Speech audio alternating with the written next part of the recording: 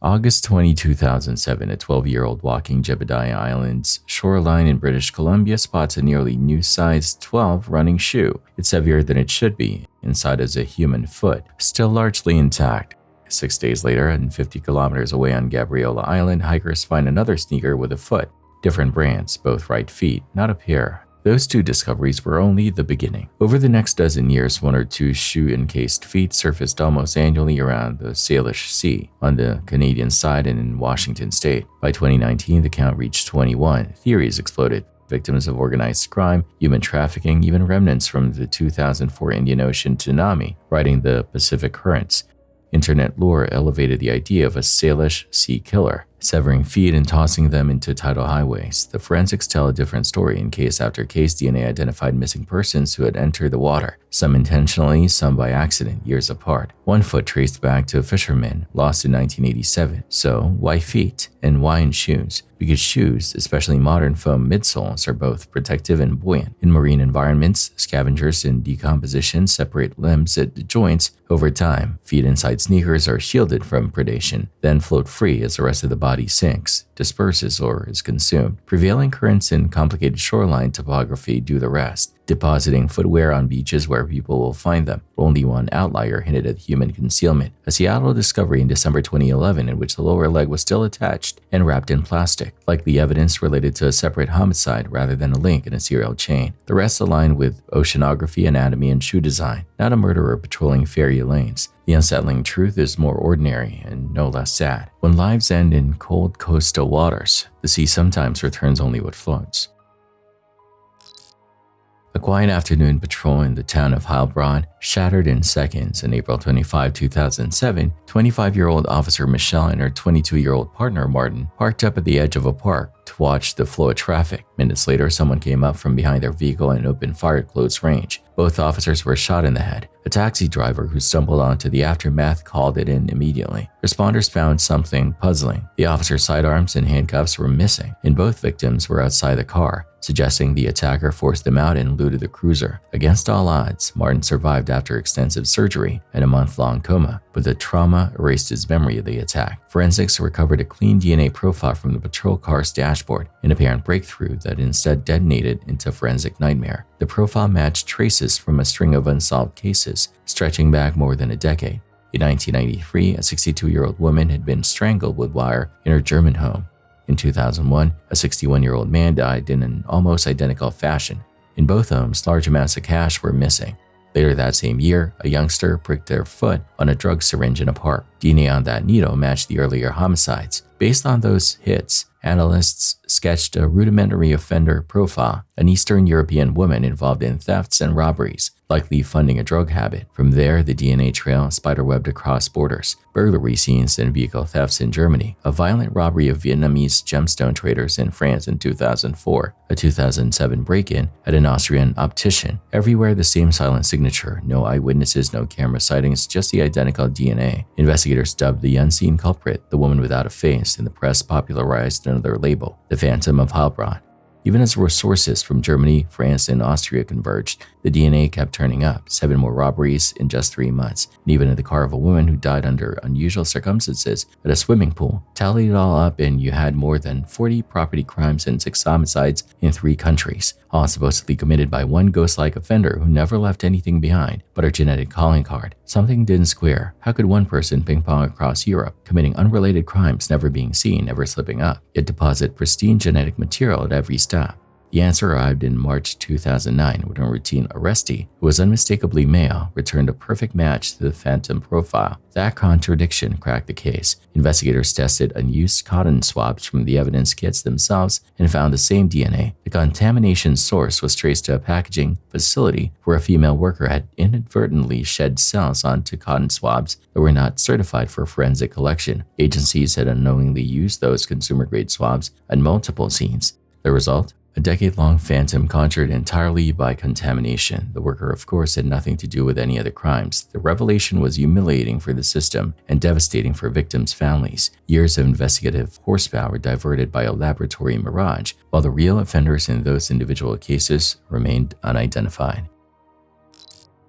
October 9, 2017, 19-year-old Hollis Daniels is stopped over a reported stolen handgun. A quick street pat-down misses the weapon because his waistband sags and the gun rides down his pant leg with each sweep. He refuses a car search. With no probable cause for a warrant, he's released. Hours later, officers enter his dorm for a welfare check.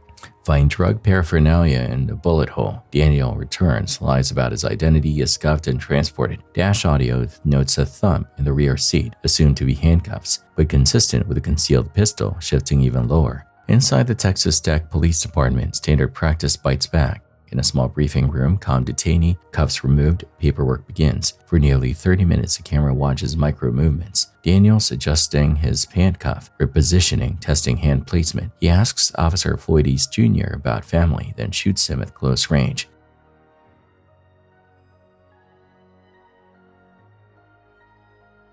Campus locks down. Daniels is caught without further gunfire. In court, he explains the hide, gravity, and clothing slack defeated 2 pat-downs. The seated position made retrieval trivial. The aftermath is procedural, not theatrical. Revised handcuffing policy, stricter search doctrine, and no uncuffing in unsecured rooms. Daniels receives life without parole. Officer East's name moves into training slides and memorial rolls. An officer killed, not in a chase, but in a safe room where trust and routine gave a gun the only opening it needed. Early afternoon, September 10, 2025, under the Puente de la Concordia overpass, a road curve locals already regarded as touchy becomes catastrophic. A tractor tanker loaded with 49,000 liters of liquefied petroleum gas enters the bend at 44 kilometers per hour against a posted 40. The tilt becomes a roll, the shell slams down, shear forces compromise the fitting, and a white vapor cloud begins to billow and hug the pavement.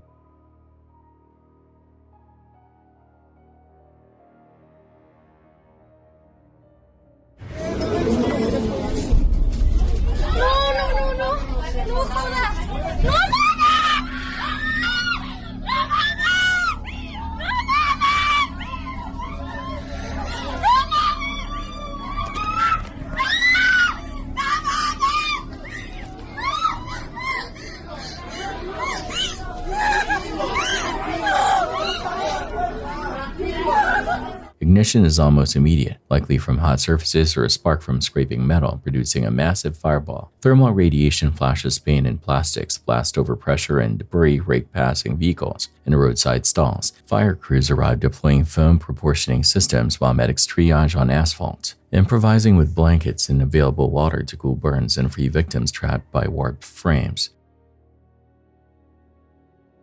Among the dead, bus operator Eric Vicente Acheo Romero, 33, credited by witnesses with forcing exits and pulling riders into the open before collapsing, and the tanker driver, Fernando Soto Munguia, 34, counted the collateral, at least 52 vehicles damaged. Nearby homes and shops heat scarred. Residents evacuated because the post-blast plume continued to pull in low areas. By the following day, fatalities reached 31, students, teachers, and very young ones among them, with the toll expected to rise due to critical burns and inhalation injuries. Prosecutors assemble a multidisciplinary team: chemistry, fire dynamics, transport safety. Findings: no roadway defect, no pre-existing mechanical failure, but clear human factors breakdown.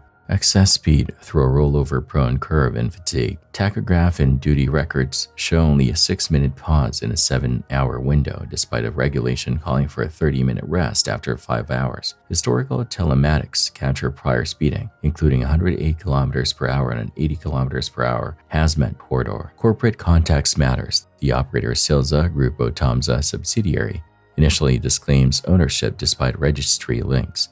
Later, authorities confirmed the unit lacked valid insurance. Prior incidents involving the firm amplify criticism lax oversight in Mexico's LPG logistics. Government issues emergency directives, mandatory speed limiters on hazmat fleets, continuous GPS telematics, QR-coded permits tied to live compliance, and stepped-up periodic tank integrity inspections. Families receive initial 20,000 peso assistance and legal support, while Silza publicly pledges medical or legal coverage. seen by many as reputation control, not accountability. When the highway reopens, scorch marks and twisted guardrail remain visible reminders that small violations, 4 extra kilometers per hour and skipped rest, scale into mass casualty outcomes when the cargo is pressurized fuel. The legal case against a deceased driver ends on paper. Public pressure continues toward corporate and regulatory responsibility, so vapor cloud and a spark don't converge like this again.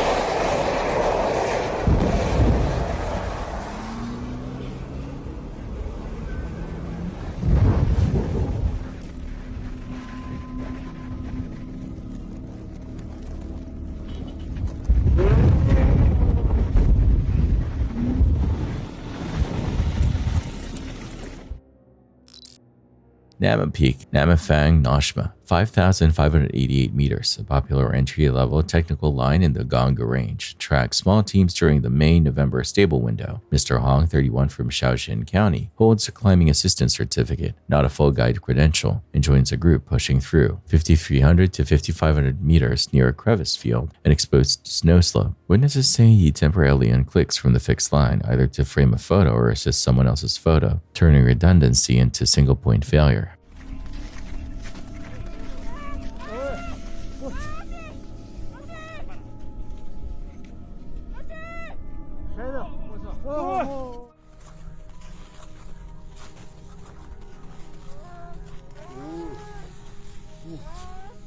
Without an ice axe planted for balance or self-arrest, a minor misplacement of a crampon point leads to a trip. Momentum builds on hard snow. He inverts and slides headfirst, an estimated 100 to 200 meters. Teammates shout, but slope angle and run out give no chance to intercept. Recovery teams later confirm a fatal fall.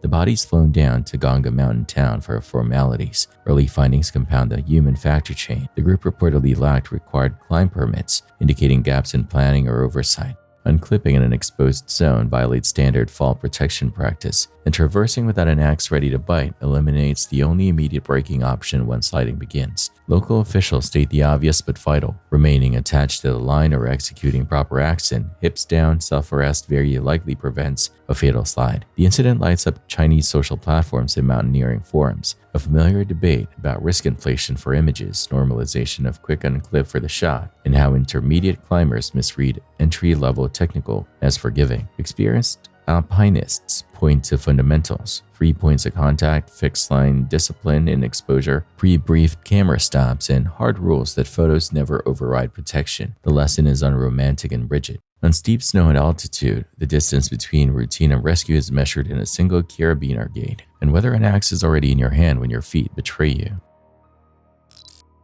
June 1999, 32-year-old Angela Ford left home to collect her young ones' report cards and never came back. A week later, she was found in a derelict building, brutally assaulted and strangled. She lingered in a coma until January 2001. No arrest, no closure. Over the next 2 decades, dozens of women, disproportionately black and living in under-resourced neighborhoods, were killed across Chicago, many by ligature or manual strangulation. Some dumped in alleys, empty lots, garbage bins, or abandoned structures. In 2018, journalist-analyst Thomas Hargrove, founder of the Murder Accountability Project, fed years of homicide data into a clustering algorithm he had used to successfully flag serial patterns before. The output for Chicago was stark. As many as 51 unsolved cases since 2001 showed striking commonalities: victim, sex, and race. Method, strangulation. Location types, clustered along specific corridors. A pattern that neat suggests one offender or a small set of offenders repeating a ritual. The press labeled the unseen predator the Chicago Strangler, and the label stuck.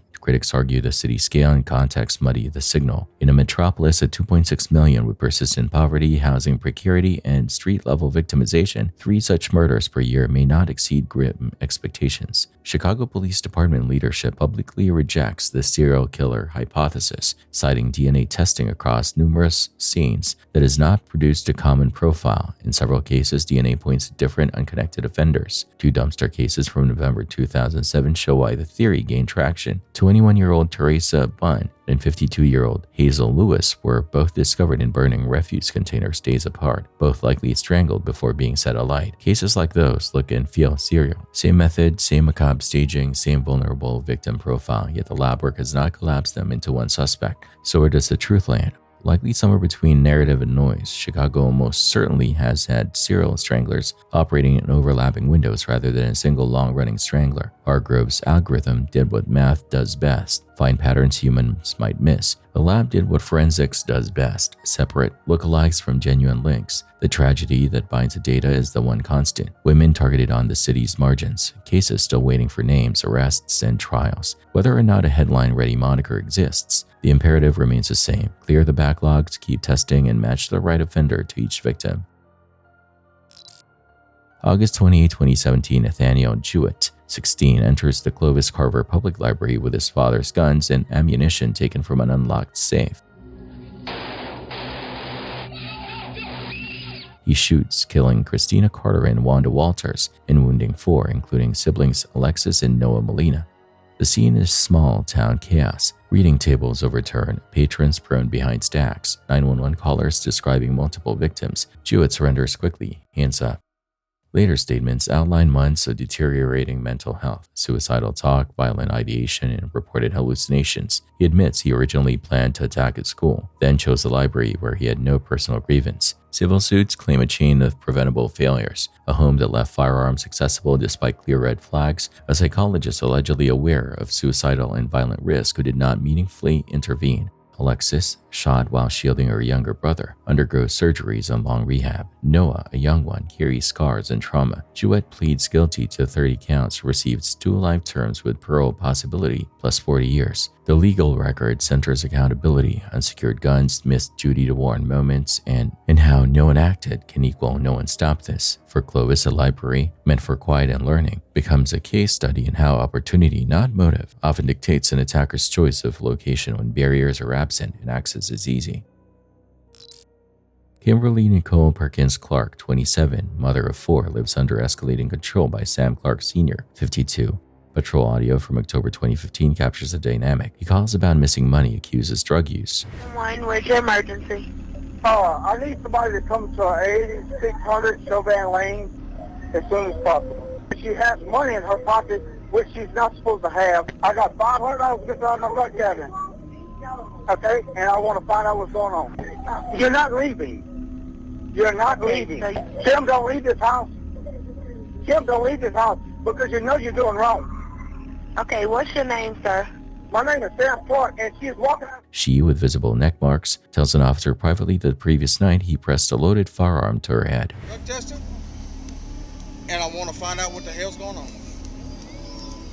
I want to find out where my money's going. He grabbed me around my throat and choked me and twisted my leg to where it almost broke, I'm telling you. Okay. Wouldn't that happen last week? No, tonight. To find out where the $10 come from and the cigarettes. That's all I want to he doesn't let me stop do anything. now.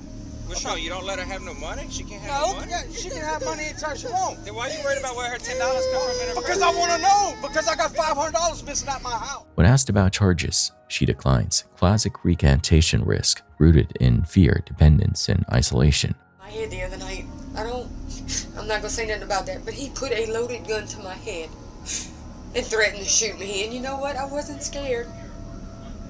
I was ready for it to happen. Officers still arrest him, citing injuries consistent with strangulation. Stop. Turn For what? around. Watch out. What you want to arrest me for? Why are y'all arresting him? Why are y'all arresting me? Wait, Do not do this. why are y'all arresting him? Domestic violence. Domestic violence. No. It's pretty No, obvious it she was a grabbing hickey. around the throat. Finger marks on Yeah, both it sides. is a f***ing hickey. It's 2 of them. One in the back of her neck and one in the front of her neck. Okay. What about the other day when you put a gun to her head? I ain't put no f***ing gun on her head. In court, she later retracts. Charges dropped to misdemeanor. He served 6 months. The cycle restarts. On March 28, 2016, on the Palmetto Spillway Bridge, St. Landry Parish, Sam shoots Kimberly twice to the back of the head, then throws her over the rail. Autopsy concludes gunshot trauma with drowning as a terminal mechanism. She was alive when she hit the water. He discards the weapon, initially denies involvement, and then confesses during interrogation. Chillingly, Kimberly had posted on Facebook the night before, "If I die, say Sam Jr." Arrest follows on March 29. Prosecutors charge second-degree murder. At trial, September 2018, Defense pivots to manslaughter via sudden passion, arguing provocation tied to her plan to leave. Louisiana's heat of passion statute can reduce culpability if the emotional disturbance is immediate and reasonable. The jury in court reject that framing given prior threats, strangulation evidence, and the execution-style shots followed by disposal. Sentence, 40 years, the maximum, upheld on appeal. Investigators and advocates call the outcome justice too late. The case distills recurring systemic gaps, initial undercharging due to recantation, insufficient protective strategies after the 2015 incident, and the lethal risk window surrounding separation. Practical takeaways for real-world responders and families. Document strangulation rigorously. Treat gun threats as red flag escalators, push for no-drop prosecution when evidence supports it, and prioritize safety planning that accounts for weapons access and isolation. Kimberly's 4 young ones lost their mother. The record shows multiple intervention opportunities that, if pursued to the fullest, might have prevented the bridge, the shots, and the water below. April 2018, former student Sky Bush parks a pink tape-scarred Nissan Xterra, carries a guitar case that hides a 1930 shotgun, plus a vest loaded with shells and a knife. He walks in looking like a musician, not a threat. In a boys' locker room, he gears up, then moves to a second-floor hallway. He fires once through a classroom door, striking 17-year-old Evan in the ankle and dropping him. A code red blasts across campus. Deputy Jim Long's body cam captures the smell of powder, the bleeding student, coaches applying pressure, and locked doors clicking shut. Bush, claiming no intent to kill, discards the shotgun and lies prone in a former teacher's room until he's cuffed. Later, he describes neglect, mental crisis, and easy private sale access to the antique gun. He says adrenaline, not hatred, drove him. Hearing Evan scream snapped him back. The system treats impact, not intent. He's sentenced to 30 years, 25 minimum. Lessons are prosaic, but real. Instrument cases are ideal concealment. An interior door is not cover, and one shot can traumatize an entire school. Prevention isn't security theater. It's seeing the disguise scary, hardening corridor doors, tightening visitor controls, and giving staff direct 911 access when cell service falters. 2:59 p.m. fluorescent lit routine, carts receipt, autopilot. Bianca Ellis enters in black, a kitchen knife down her leg line, pace unhurried. Cameras trace her tailing a mother pushing a cart with 3-year-old Jillian Wood buckled up front. Outside, as groceries transferred to a hatch, there's no warning, no words, no theft demand. Just sudden slashes into the young one's face and back and a defensive wound to the mother's shoulder as she clamps down and screams for help. The soundscape is panic and rushing feet. 911 call stack. 911, what is your emergency? There's a child. He's bleeding all over the place. We're at North Olmsted John Eagle. Body cams capture office counting in unison to lift Julian to a stretcher while his mother refuses treatment. Help my son.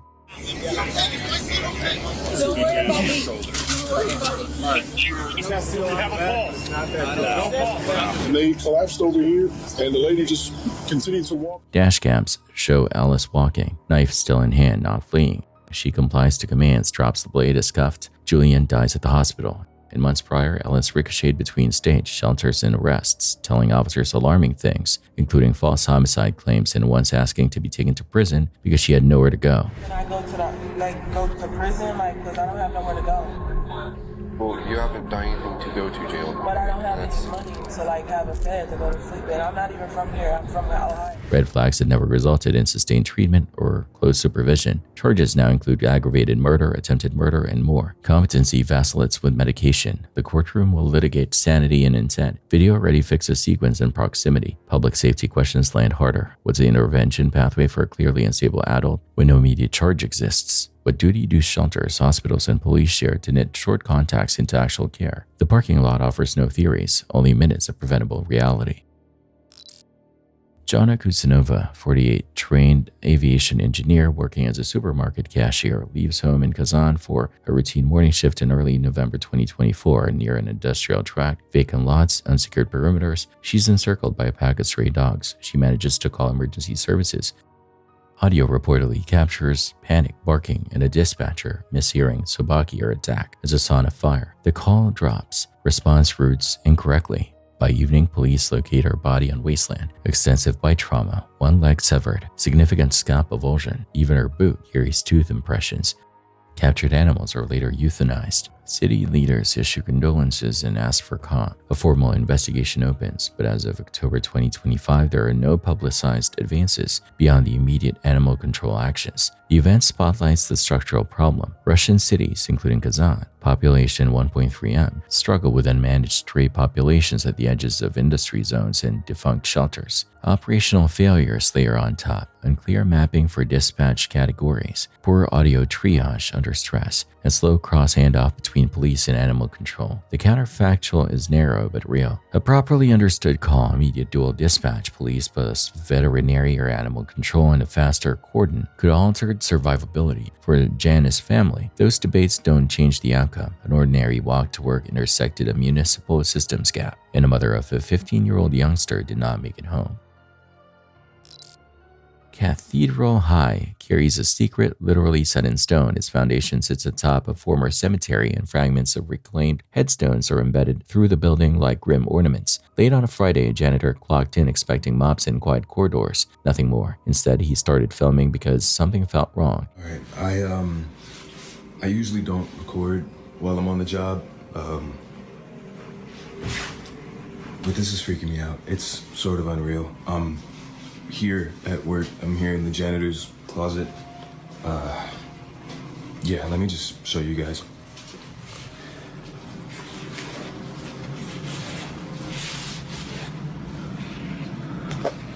All right.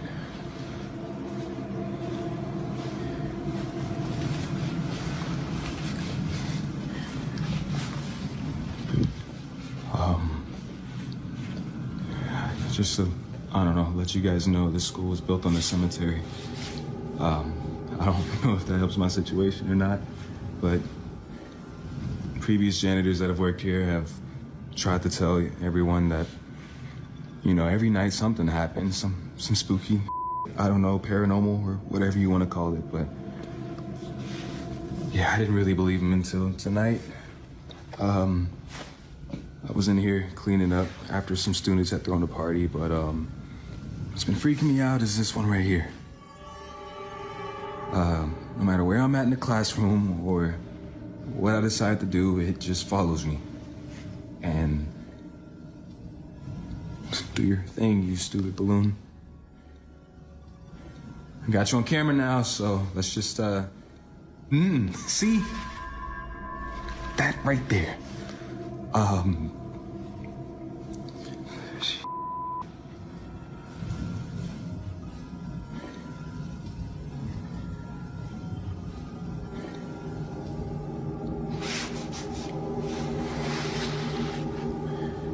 Just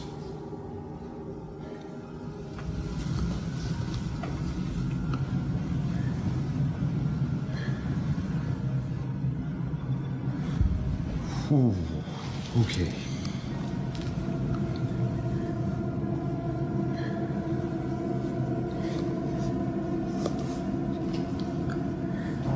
See, no.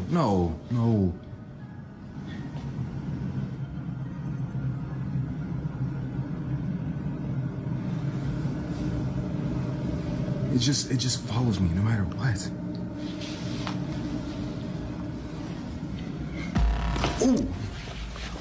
No, I can't. In this clip, a single helium balloon refuses to behave like a bit of party trash. It tracks him. He moves, so does the balloon, pivoting, drifting, and choosing the same path he takes out of a classroom and into the hall. He tries to taunt it into stopping. It doesn't. Then a sharper jolt. At the far end, beyond a painted glass, a shadow blinks across the sightline, fast, deliberate, and gone.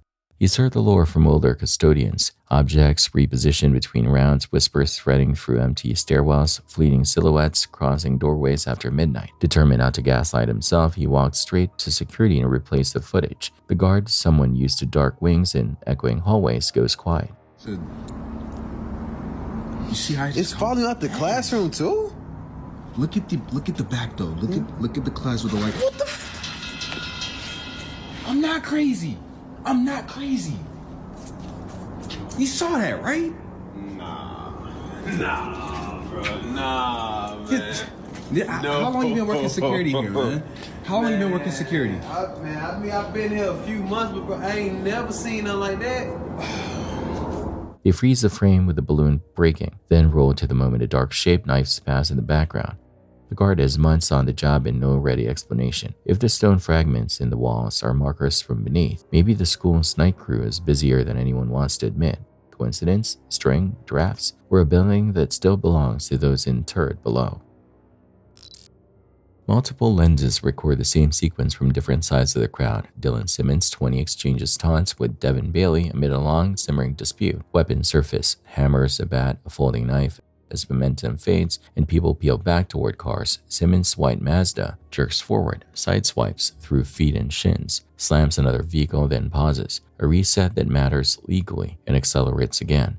This pass strikes 17-year-old Darisha Bailey, throwing her down. Both axles roll over her before the Mazda flees.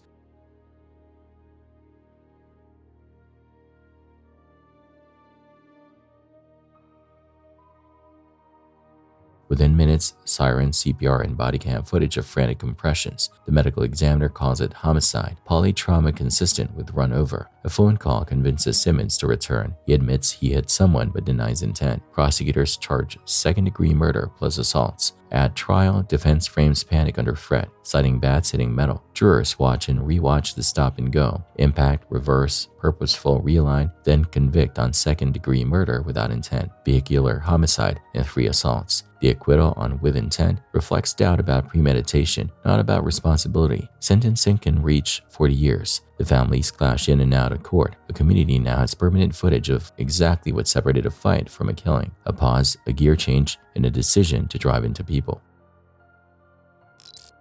2 urban explorers from the channel into the void head into the storm drains near Fountain Creek, miles the concrete arteries where sound travels forever. It's routine at first. Drips, distant traffic, and reverb-heavy chatter. Then an unnatural scream knifes the tunnel, part human wail, part something else. With the serrated edge of a mountain lion's call, they pivot to retreat, and that's when a pale figure resolves in their light cone. It's humanoid but wrong. Elongated planes, washed out skin with a face that reads like a warped horse. Familiar features bend into something that doesn't map cleanly to human. They do the smartest possible thing, run. Adrenaline makes the passage seem endless.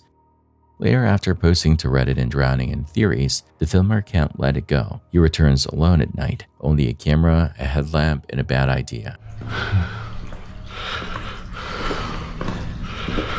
I'm really not looking forward to this.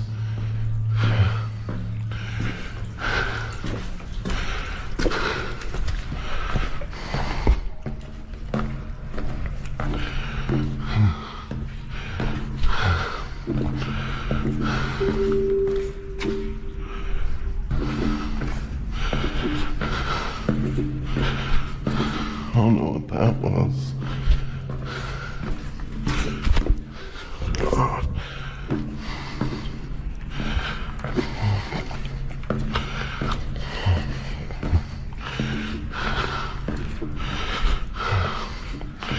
I need to take a breather.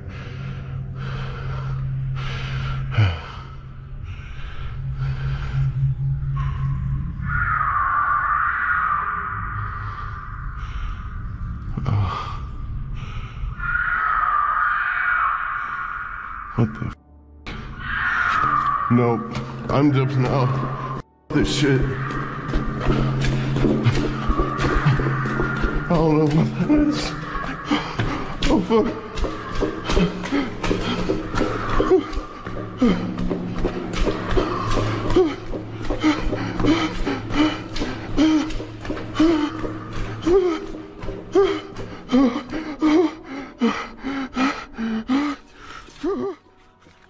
In the new footage, small noises accumulate. Pebble, skitter, a breath that isn't his, a splash without a source. Until a shape sloughs into view beyond the fall off of his beam. The shot shakes, the voice cracks, and he aborts. Nope, I'm done. Could it be a person living rough, deliberately unsettling trespassers? A big cat's eyes shine, misread as a face, or a genuine unknown skulking in service tunnels beneath a city.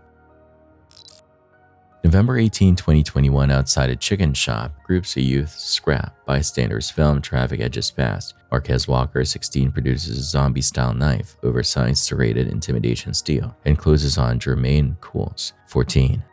CCTV shows Jermaine stumble on the ground. He tries to roll away as Walker drives the blade in again and again. 7 wounds follow. One pierces a lung.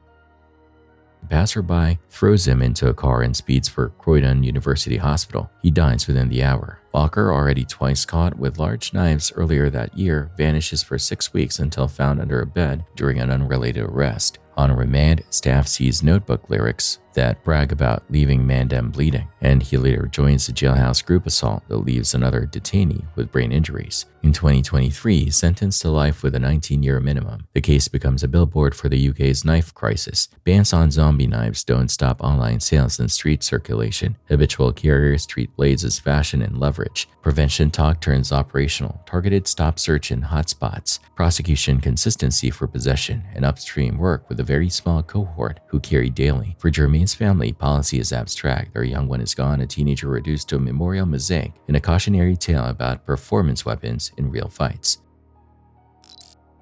In Chapel Hill, North Carolina, a quiet home security video turned into a fiery cautionary tale, and it all started with a dog named Colton. At first, the clip looks harmless. Colton is standing on his hind legs near the kitchen counter, tail wagging, eyes locked on something shiny, but it isn't a trait. It's a lithium-ion battery, the kind used in power packs and cordless tools. Curiosity gets the better of him. He snatches it, trots away proudly, and begins to chew. Then it happens. A faint spark, followed by a sudden burst of orange flame. The sound of crackling fills the room as smoke rushes across the floor. He was clearly surprised. He knew for sure that he had finally gotten into something that he shouldn't have. Colton drops the battery, startled, his tail between his legs, and sprints out of frame. Upstairs, the family cat bolts for safety as smoke detectors begin to wail. The scene looks straight out of a horror movie, a fire ignited not by carelessness, but by canine curiosity. According to Chapel Hill fire officials, the family had charged the power pack earlier that day and left it unplugged on the counter. While they were away, Colton had gone counter surfing, grabbed the device, and unknowingly sank its teeth into something that could have burned the entire house down. Fire Chief David Sasser, who also happens to be Colton's owner, admitted that the four-legged culprit finally got into something he shouldn't have. Miraculously, Colton escaped without injury, though the counter didn't fare as well. A TikTok user, Who0, moves into a fresh apartment hoping to reset his life. Instead, the home picks at his nerves. Knocks roll down the hallway, doors that were still yaw open. Objects slide in small, deliberate ways. One night, a violent pounding jerks him awake. He films as he approaches the door, no one there.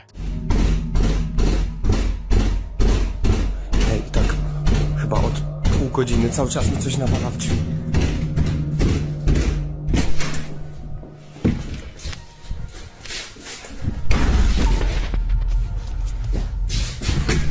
Bedroom door slams shut behind him. A chair buried deep in the room skates into view like it's been pulled by an invisible cord. On another night, the barrage escalates. A bottle pops in the corridor. Lights strobe. The bathroom tap runs full bore by itself. The hallway light dies, and the bathroom door creaks open with theatrical patience. Hej, ogólnie to od jakiegoś czasu cały czas coś, właśnie takie dziwne hałasy.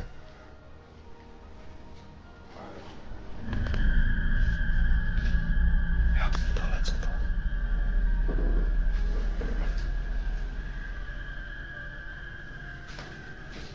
Jak?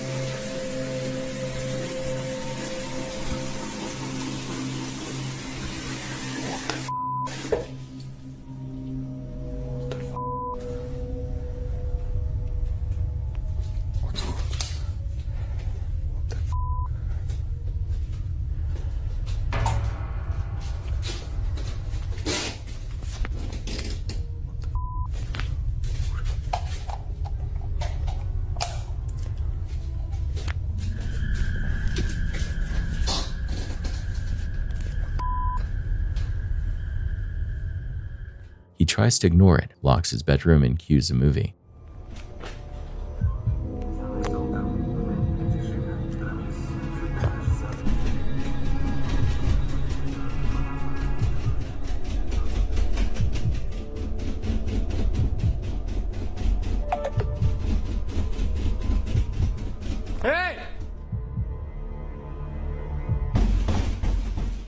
The knob twists on its own. He keeps still. The knocking returns harder, now closer to a battering than a knock. Finally, he charges out, only to meet a blast of activity.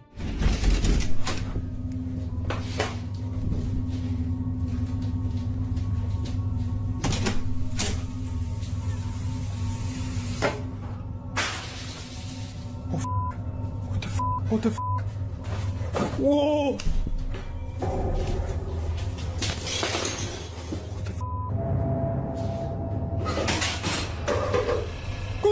Doors resist, something scrapes, the bedroom slams shut from the other side, and his recording cuts mid-panic. After posting, his entire account disappears. Rumors say he moved. Others say he feared dragging whatever this is to a new place via attention. Hoaxes are haunting. The behavior pattern is classic poltergeist. Kinetic focus on doors, chairs, taps, and timed power flickers. Events clustered when the target refuses to engage. It's a warm afternoon in Germany, the kind of day made for relaxing outside, not for what this man is doing. The camera captures him standing atop a tiled roof, hammer in hand, tearing it apart piece by piece. The clatter of broken shingles echoes down the street as neighbors stare in disbelief. No construction tape, no safety gear, just chaos. From the look of it, this isn't renovation, it's outright destruction of private property. Onlookers speculate whether it's his home or someone else's, but the reckless enthusiasm suggests no real plan. A passerby mutters about youngsters and their crazy ideas as debris rains down like hail. So, willkommen in Bochum. Irgendein Irrer auf dem Dach, der die Dachpfanne schmeißt. Jetzt zur anderen Seite runter. Jetzt da nochmal. Ja. Alter. Das ist schade. Junge.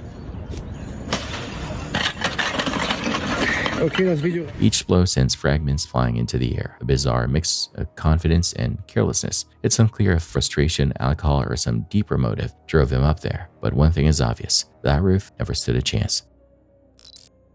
A fixed CCTV camera in northern China captures a mother supervising her youngster tooling around on a tiny balance bike near the family's front entry. In a blink, the youngster wobbles and bumps a slender support post. It looks harmless, just a clumsy tap, until the pole cants at a crooked angle. The mother's reaction is immediate and stern. She scolds and orders the youngster inside. That split-second parental decision becomes the difference between a scare and a catastrophe.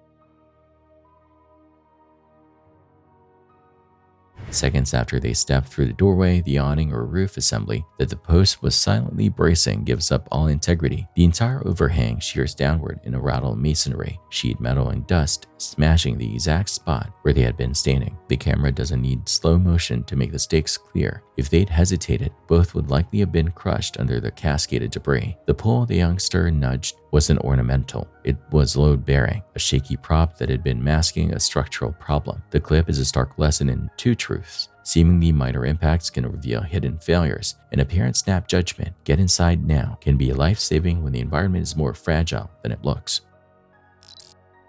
A Vietnamese poster records sleep for peace of mind. Twice he wakes around 3 a.m. with a heavy, specific sense of being watched. No sound, just a body-level alarm. The first time, nothing shows on review. The second time, he snaps a still of the room. At normal brightness, it's unremarkable. Increased exposure and a humanoid mass materializes under the table. Dark, rounded head, a suggestion of shoulders, an outline that eats light instead of reflecting it. The creepy part isn't just his shape, it's that his body flagged danger before his conscious mind caught it. Whether you chalk it up to pareidolia or a real presence, that intuition first timeline fits what we know about the brain's threat circuits. They fire before the cortex names what's wrong.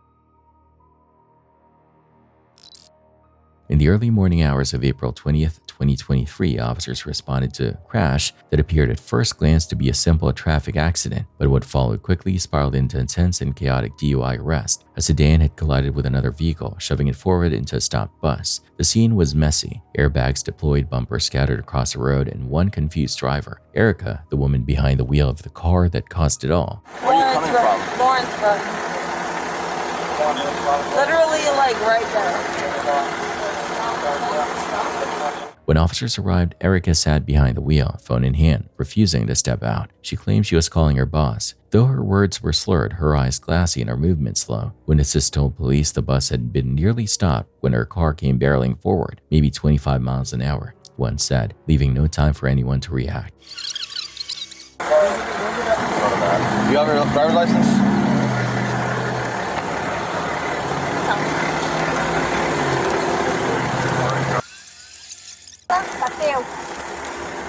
Look, ma'am, do you speak English? No. Hey, do any of you guys speak Spanish? Do they speak Spanish?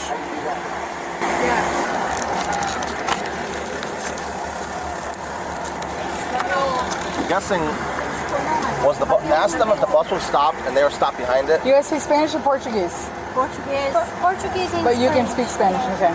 So ask them what happened. Was the bus stopped? Nosotros estábamos atrás de este, claro, y ella nos pegó. So she hit rear end them and they pushed her them into them. Was the bus stopped? Was the bus stopped? Or was the bus moving? Lento. Okay, he was going slow, so maybe he had just pulled off. So the bus was slow. How Yes. fast were they going? How fast were you? ¿A qué estaba manejando? Sí, pero ¿a cuánto? 45, 40, menos. 30? Menos, like 25. Hello. Ma'am. Hi. I'm Officer Mendez. How you doing? Sure, provide your license. Should be out yet? You should give you a license. You're fine? Alright, can you tell me what happened? You collided? How?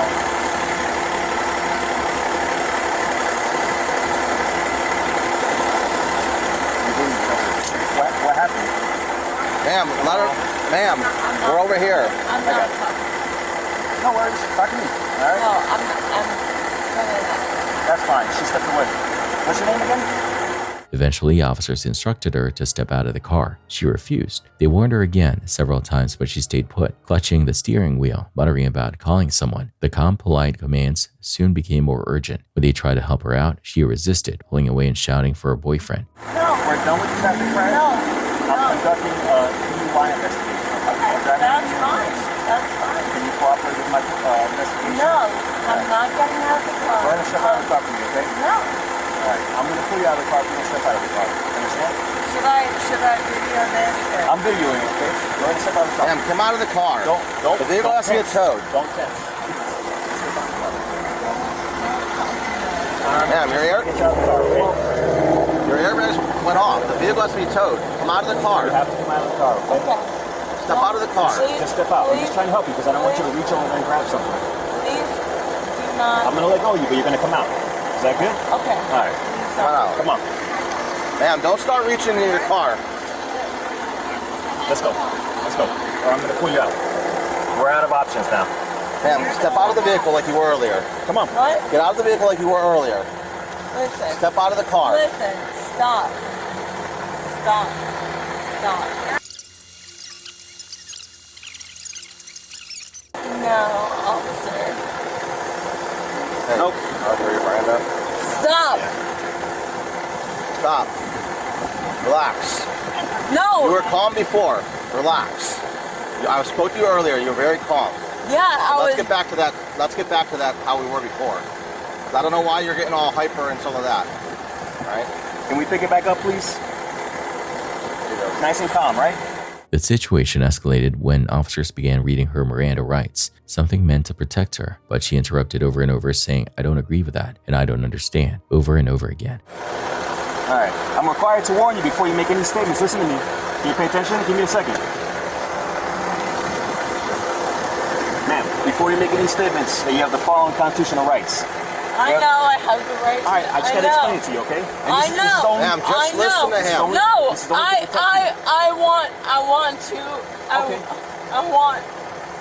Just listen to what he has to No, say. This is only to protect you. You have the right to remain silent and not answer any questions. Do you understand? You understand? Hey, go on the path inside, make sure she's not reaching for nothing. You have the right to remain silent and not answer any questions. Do you understand that? No. What don't you understand about it? I would like to reach my friend. We have to get through this, okay? Okay, I know. Okay. That you're relax. good. Let's relax. No, We're just talking. We're just talking right now. No, we're not talking. We are talking. I'm trying to have a conversation with you. But I need to read this to you so you're protected. Listen. You understand that? And I know what I'm protecting. Without me reading your rights, you don't have these constitutional. I need to know that you understand you have these constitutional rights, okay? Well, I know that I have these constitutional rights. Look, you have the right to remain silent and not answer any questions. You understand I don't agree with that. I don't agree with that. When asked if she'd been drinking, she first avoided the question. She denied consuming alcohol, denied medical issues, denied everything. But when officers requested a field sobriety test, she refused that too. Why would you go to jail? I'm not trying. What is it? Did you have any drinks today? Did you have anything to drink today? Before you drove? What do you want from me? Did you have any drinks today? No. Okay. What do you want? What else do you want? Have any medical conditions that you suffer from? No. Alright. Did you hit your head at all today? No. Okay. Would there be a reason why you hit the car in front of you? No. Do you want to conduct some field sobriety exercises for me so that I can determine whether you are under the influence of No, sir. You don't want to do them? No. Alright. If you don't do them, then I have to end my investigation based on the information that I have right now. With that in mind, would you want to do the field sobriety exercises? At that point, the decision was made. Erica was placed under arrest for DUI. For suspicion of driving under the influence. Stop! Okay? Stop! Come out of the car. Listen, you're Come out of the car now. Come out. Stop! Stop! Stop! Alright. What is wrong with you people? Stop! Stop! As they pulled her from the car, she fought back, twisting, shouting, and refusing to comply. Officers tried to keep her calm, but their patience wore thin. Stop! Relax, relax.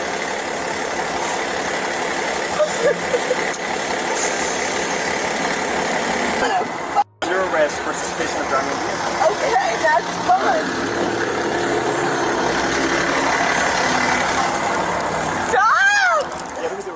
The charges didn't end with DUI. During the arrest, she allegedly struck an officer, earning an additional battery and law enforcement charge. Erica spent the night in custody. In court the next morning, a judge found probable cause to move forward. She was declared indigent, assigned a public defender, and released later that day after posting a $1,000 bond with a no alcohol condition attached. But within weeks, the case began to unravel. On May 4th, 2023, prosecutors quietly dropped the felony battery charge and reduced the DUI to a misdemeanor, transferring it to county court. By August, the $1,000 cash bond was refunded, effectively closing the case. What began as a routine accident ended as another example of how quickly a roadside investigation can spiral, where confusion, defiance, and intoxication can turn a traffic stop into a full-blown confrontation.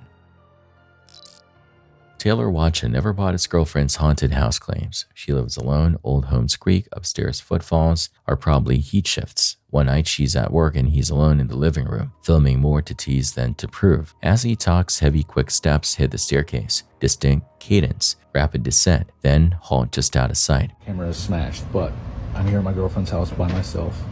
She always says it's haunted because it sounds like somebody is walking around upstairs. I've never heard it until now. I always say it's not haunted because the house is a little old. But it legit sounds like there's somebody upstairs. I will swing on a ghost, or if it's a person, I don't care.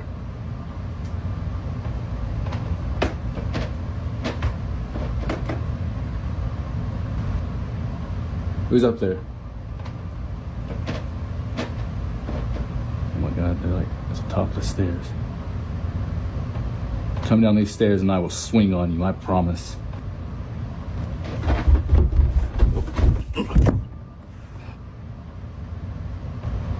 He postures. Come down and I'll swing. More bravado than planned. Nothing physical appears. He throws a punch at air because the sound is that undeniable. In an instant, the skepticism drains out. He's had the same unmoored sensation she described. He didn't see a figure, but he heard a body commit its weight to treads in a house with no one home. After that, boards and ducks aren't enough of an explanation. A bystander's phone video shows a man doing the unthinkable. He creeps up on a wild bear, then delivers a kick to its hindquarters as if it's a prank.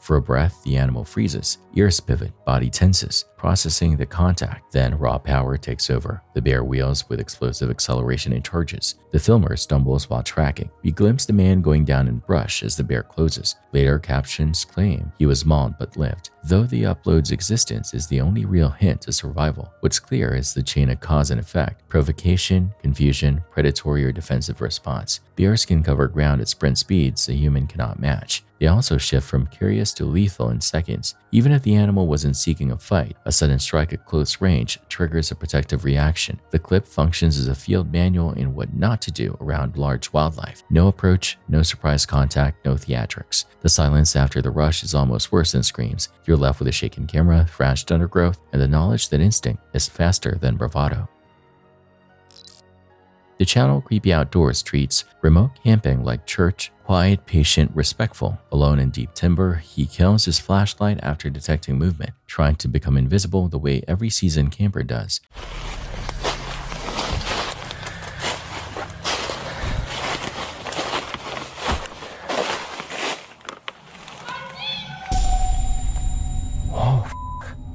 Oh, hi. What the hell?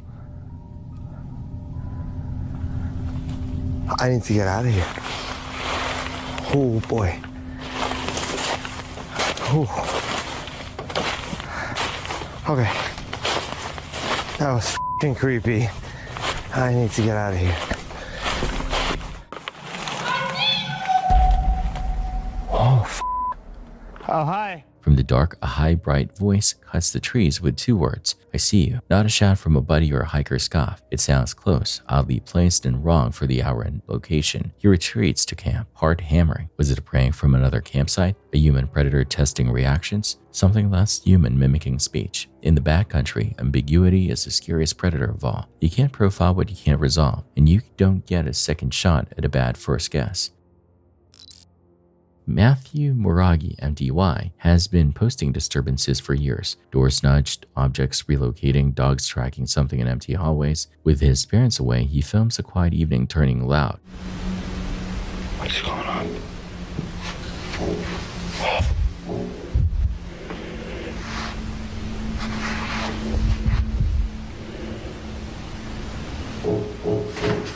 Thuds above a ceiling joist line, then a metallic clink, then a disembodied voice-like burst from nowhere. He hustles room to room, nothing and no one visible, but sounds stacked like someone is pacing just one wall away, if it's staged.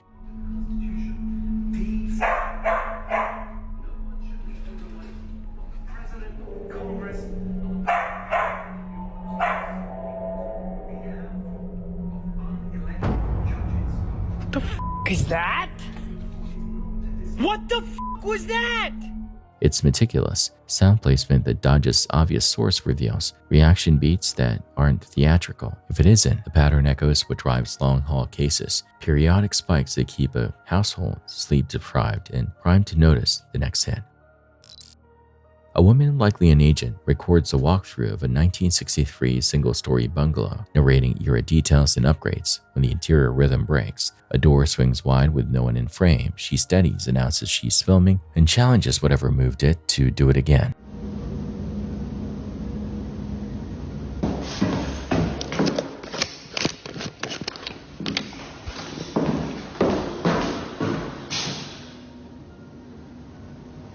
Go ahead, do it again. You're on camera.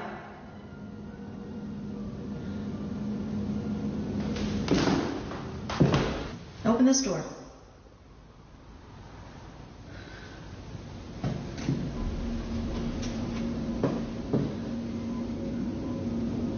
Go ahead, open this door. Open this door like you did the other one.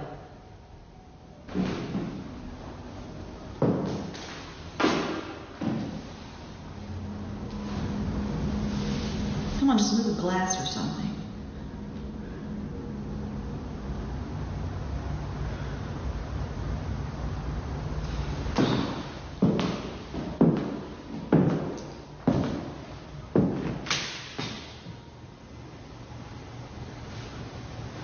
Go ahead, do it again.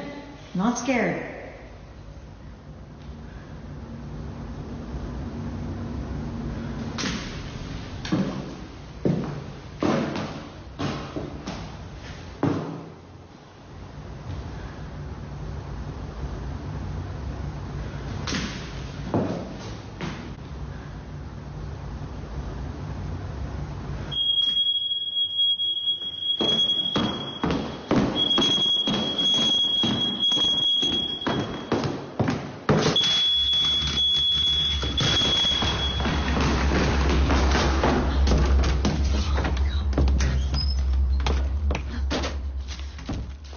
She roams, calls out rooms by functions, and dares any presence to shift a glass or repeat the action. As she reaches the hall, a smoke alarm shrieks. When she looks up, the device drops from its mount and dangles before clattering to the floor. Her tone pivots from assertive to rattle. No obvious air currents, no visible pulse, and her hands are accounted for on camera. The video offers no location, date, or identity, which keeps authenticity unresolved. Draft from pressure change? A poorly seated alarm base? Someone off camera? What you can say, the sequence is internally consistent. First, an unexplained door movement, then an independent alarm failure, producing a compounding effect that pushes her out of the house. Whether staged or not, it's a tight demonstration of how small anomalies escalate into decisive exits during solitary showings.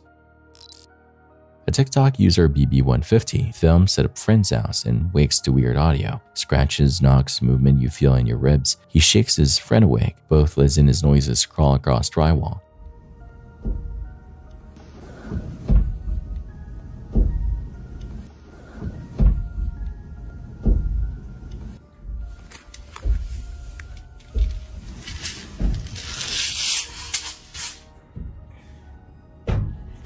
Get up.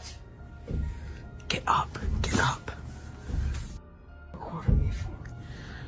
You're here. Listen.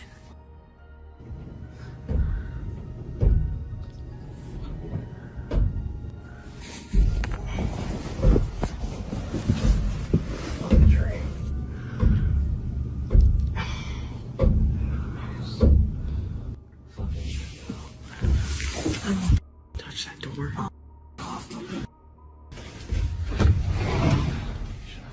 That Ouija board.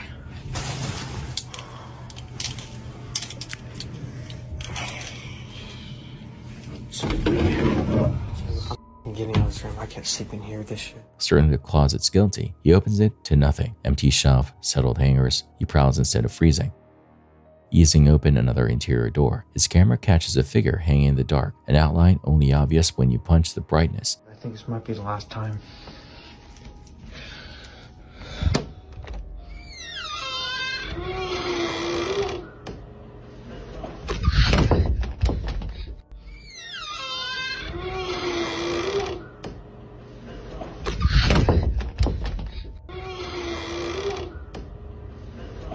He slams, walks in, the clip ends. If it's a setup, it's a good one because the scare lands late, after the brain convinces itself there's nothing to see. If not, a simple sleepover just taught two people why centuries of folklore warn against curious doors in unfamiliar houses.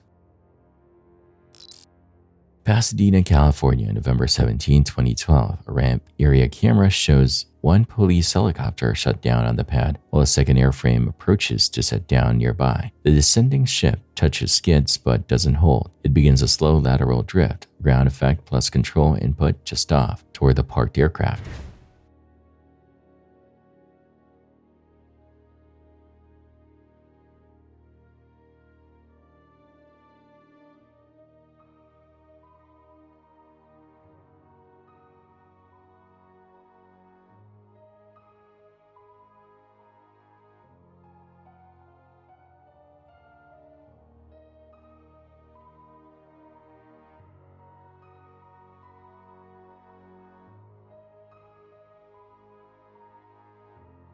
In seconds, the rotor disc arcs into the tail boom, or rotor plane of the static helicopter. Composite shards and metal eject like shrapnel. A ground crewman in the overlap zone is flung by the initial fuselage bump, and that few feet of displacement likely saves him from the higher energy debris cone that follows. He later recalls a bang that slammed to pavement, then an instinctive sprint. Both helicopters are Pasadena Police Department assets. The incident is a textbook ground handling rotor to structure collision. The frightening part isn't only the airframe's tearing, it's how little time exists to correct a light drift. Once rotor overlap geometry becomes unavoidable, the clip is an argument for stricter separation, more assertive wave-off calls, and absolute vigilance around spinning discs. Tiny errors on the ground can be as dangerous as mid-air misjudgments. After a Halloween event inside an abandoned prison, Candace Gardner comes home with the sensation that something came with her. Lights trip at hours no timer would choose, doors bang with no draft, objects leave shelves as if thrown, then the physicality escalates.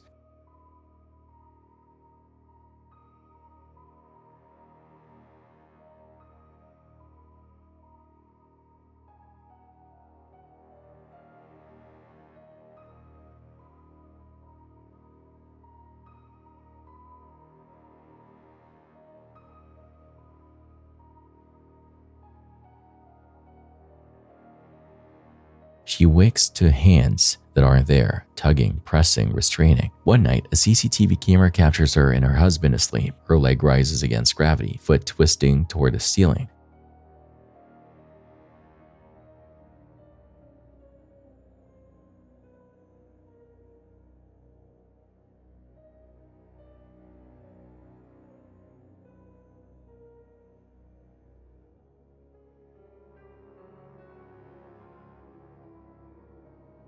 She wakes screaming, "Get him off me," and he scrambles to pull her down like he's wrestling an unseen grip. You can argue wires, clever staging, or sleep paralysis, but the raw panic in her voice and the mechanical pull on the limb make Bad Dream feel too small. She says the disturbances have never fully stopped since the prison. House sitting, Megan Jamarco cues a movie to kill time and starts hearing a man's voice that doesn't belong to the script. "Anyway, I can make you more comfortable."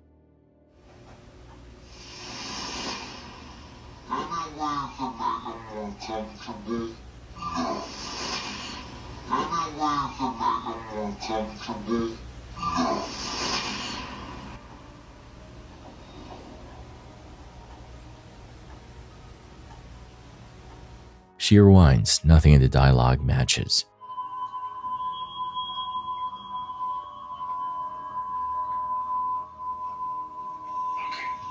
In the reflection on the screen around the 14-second mark, a shadow seems to glide across behind her. No body to attach it to when she pans the room. Was it a neighbor's voice carrying through a vent right as a reflection crossed? A smart speaker glitch? Or something intrusive and sentient, enough to offer comfort while revealing itself only in glass? A woman driving home late through an unlit wooden stretch decides to pull over after hearing a low, throaty call she can't place. She records with a window crack. The mic catches a drawn-out, rasping screech that spikes, pauses, and returns closer. Panic bubbles into profanity as she realizes the calls are directional, tracking her lane. Dude.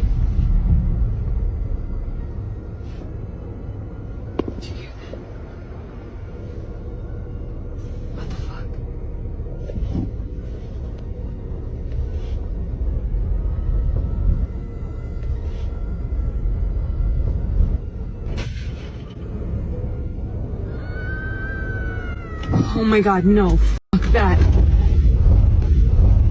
People leap to paranormal, but the audio profile fits a big cat vocalization, mountain lion, or bobcat, especially that caterwaul meets scream timbre predators use to communicate or warn. The risk isn't mystic, it's environmental. Isolated roadway, limited sightlines, and an apex hunter that can ghost along tree lines. Her best moves are exactly what she does next. Windows up, lights on, vehicle in gear. The scariest element is understanding she wasn't simply hearing the woods. Something was pacing her path. For anyone traveling rural corridors, this is a reminder. Unusual, human-like screams at night often aren't human, and stopping to investigate on foot is the wrong play.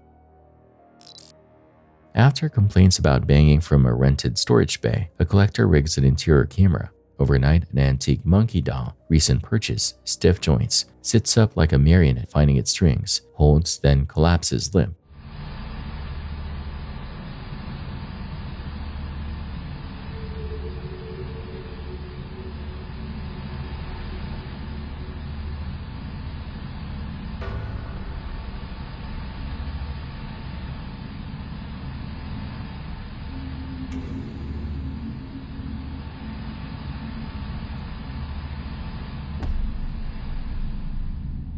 No insects, no obvious wire, no AC blast visible in dust. Yes, strings and magnets can fool the eye. Yes, old toys can settle strangely, but the sequence reads like deliberation, not settling. If the noises that trigger the camera placement tied to that object, the simplest fix is removal. The harder question is whether the behavior follows the doll to its next address.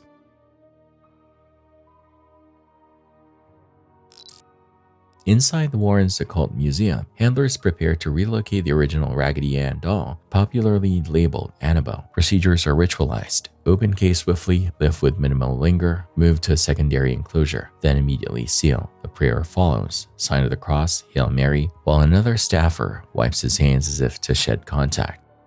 Hang in quick. Grab it and put it in.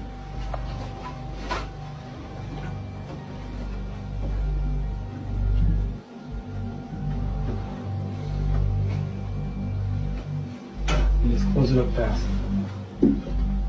Close it up good. That's good, Dan. That's good. That's all right. In the name of the Father, Son, and the Holy Ghost. Hail Mary, full of grace, the Lord is with thee. Blessed art thou amongst women, and blessed is the fruit of thy womb, Jesus. Holy Mary, Mother of God, pray for us sinners, now and at the hour of our death. Amen. Dan? Let me see your hands again. Okay. And now she's transferred. One more time. Okay. Now she's transferred over. And we're going to keep her in there temporarily. The narration recounts the origin story. A student nurse received a doll in 1971. A medium claimed the deceased young girl's spirit had attached. Activity escalated from odd to hostile. The Warrens intervened and contained it. Skeptics argue the case is folklore, reinforced by media retellings. Believers point to the museum's protocols as evidence that something dangerous persists. The video itself isn't dramatic. No movement from the doll, no door slamming, but the caution exhibited is the point. Controlled transfer, immediate containment, and protective prayers are treated as non-negotiable steps. Whether you see practice theater or risk management in the face of the unknown, the clip shows a team acting as if intent and handling matter. Explorer K Chicken Ball Channel documents a preserved rolling stock at a near ghost town in Ubari. Mine disaster in 1985, 62 dead, formal exhibits today. After dark, he moves through a coach with only a light and a lens. Unseen noises, patter and tick, a kind of footfall that rides the metal frame. でこれ駅ですね。当時のこれが駅でホームだったんですね。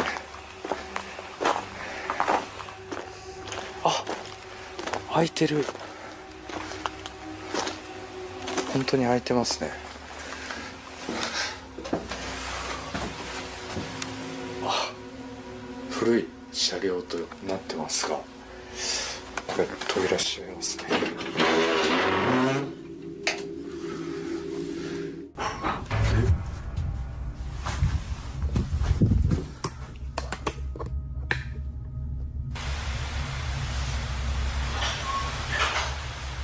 何この音。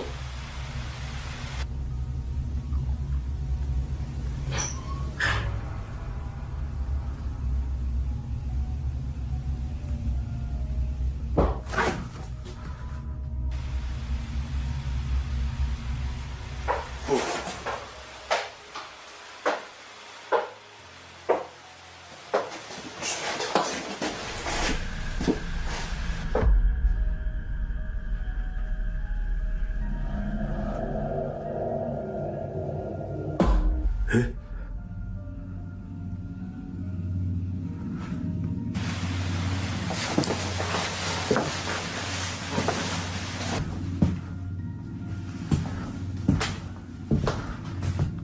歩く音？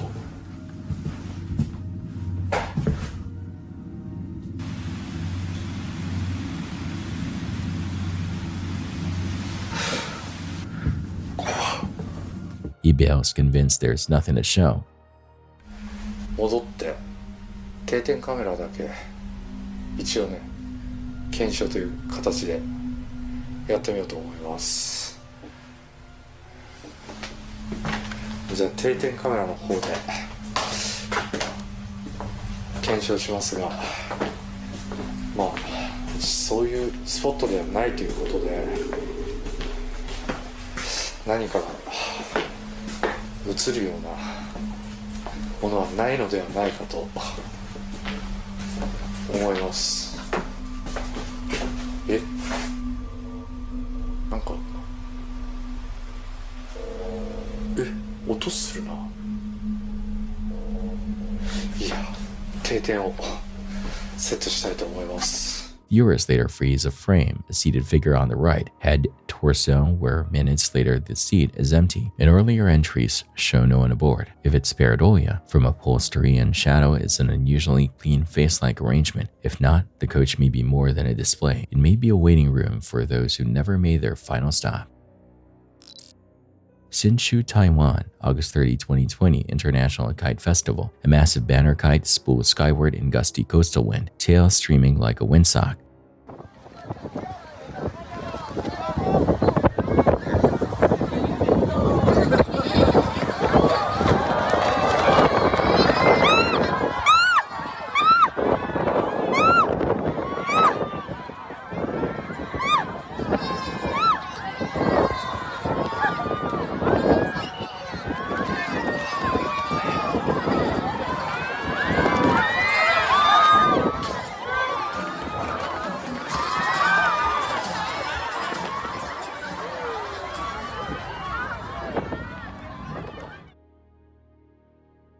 Shouts ripple. A 3-year-old is tangled in the tail ribbons and lifts with the fabric, an involuntary, terrifying ascent.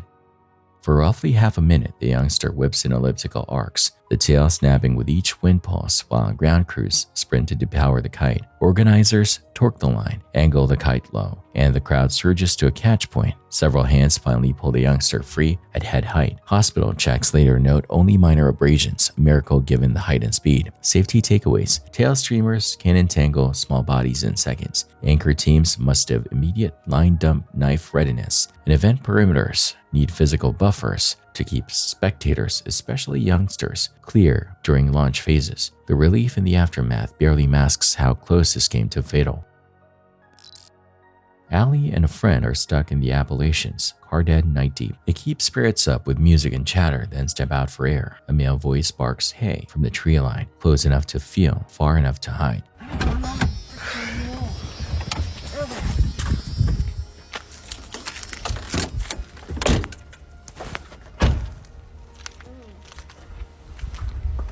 What are we gonna do? What now? I guess we'll have to walk to the store. Hey. To the store. Hey. To the store. Hey. To the store. Hey. To the store. Hey. What do we do? What's that? I don't know. Did you hear that? Yeah, we better get back in the car. Yeah, we better. Oh no, it's locked. Why is the car locked?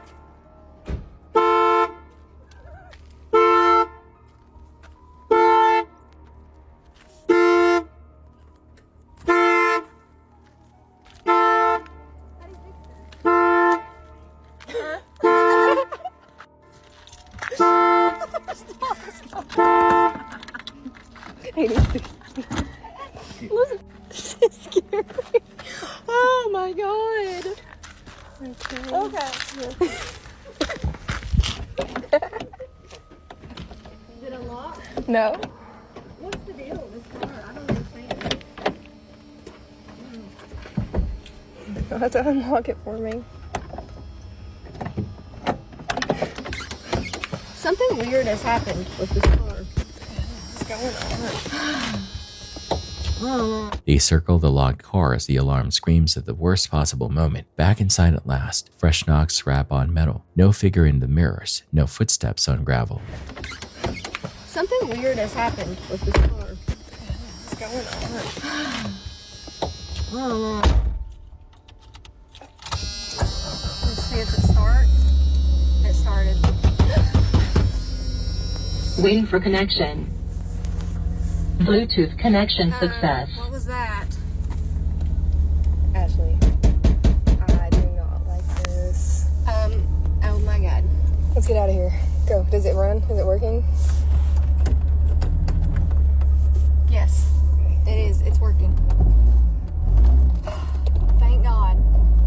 The engine finally catches and they go. Allie shares 2 Appalachian rules of thumb. Don't answer when something calls your name from the dark. And if you sense you're being hunted, don't run blind. Whether it was a prankster, a predator, or something that likes to borrow human voices in those mountains, it's a reminder isolation is a force multiplier.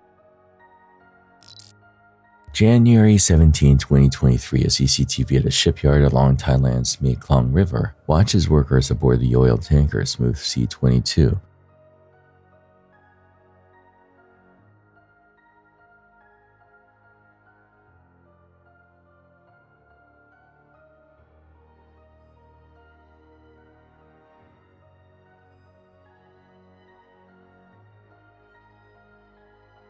Welding activity flickers on deck, then a sudden concussive blast rips the midsection. The fireball is compact but violent, consistent with vapor ignition in lines or confined spaces. Dozens were on duty. 7 workers from Myanmar lost their lives. Others were injured but stabilized at local hospitals. Later notes say crews were welding oil-carrying piping, exactly where residue, trapped vapors, or inadequate purging can combine into an explosion hazard. The clip underscores the unforgiving nature of hydrocarbon work. Hot work permits, gas testing, inerting, isolation of lines, and continuous monitoring are not paperwork, they're survival. Seconds before, it looks like routine maintenance. Seconds after, metal rains into the river and a workday becomes a mass casualty scene. Late March 2022, Schuylkill County, PA. A trucker's dash cam shows pure whiteout on Interstate 81. Visibility may be 15 feet, yet highway speeds continue.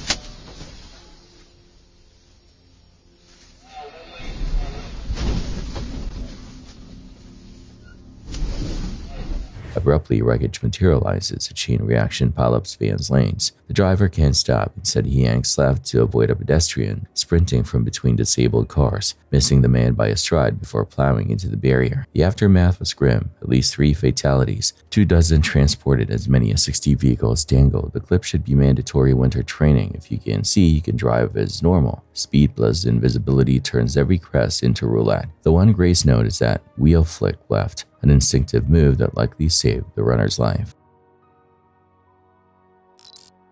Miami PD release on Maryland Avenue. Bystanders captured 2 women locked in a volatile dispute inside a Tesla stopped at a curb. Good Samaritans approached, trying to de-escalate.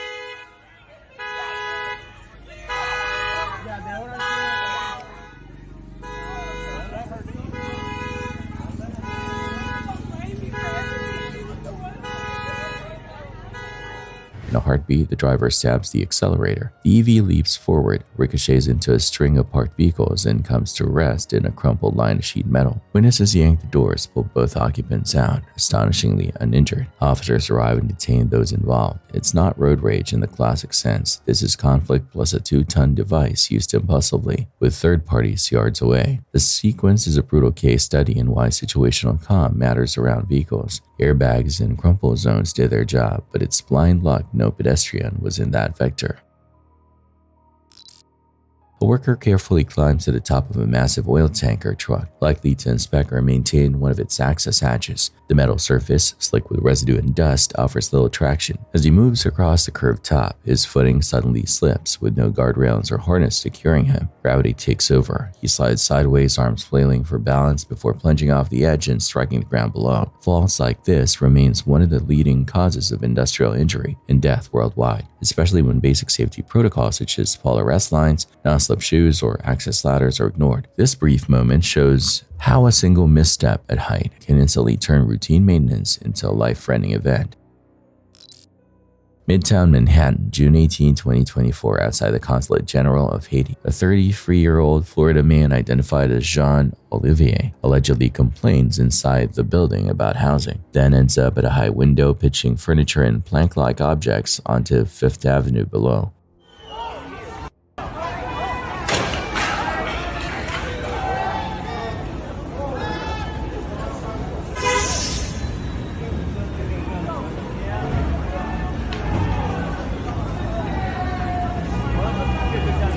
Get underneath here.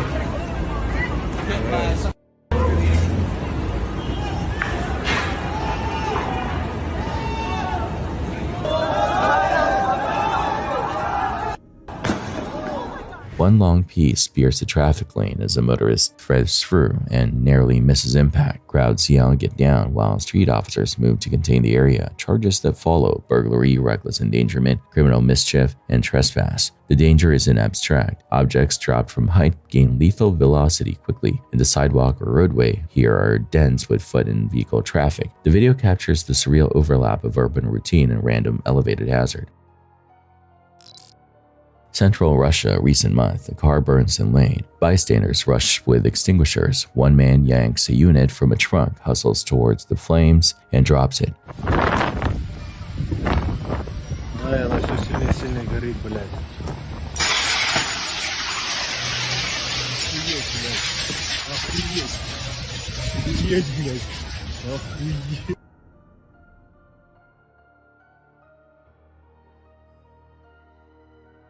The cylinder strikes the pavement valve first, rockets away like a torpedo, and skims past onlookers before bouncing to a stop yards off. Pressurized extinguishers are effectively small steel rockets when the valve assembly is compromised, where the body takes a sharp impact. This near miss is a safety postcard. Approach fires with deliberate control. Keep the pin in until you're at the target. Never toss or juggle a charged cylinder. Luck held, no one is struck, but you can see how easily a rescue attempt can create a second hazard. A stationary phone at an Atlanta area gas station records a moment that a dispute escalates to vehicular assault. A woman, identified in reports as 31-year-old Kendra Nunn, punches the throttle and slams into a parked vehicle, dragging a man briefly, then continues across a lot and hammers another car, flipping her own in the process.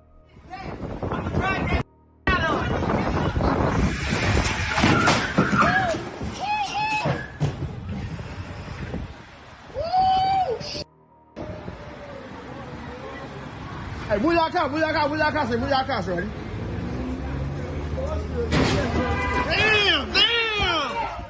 Damn! She flipped the whole truck. Yeah! You dumb! You dumb!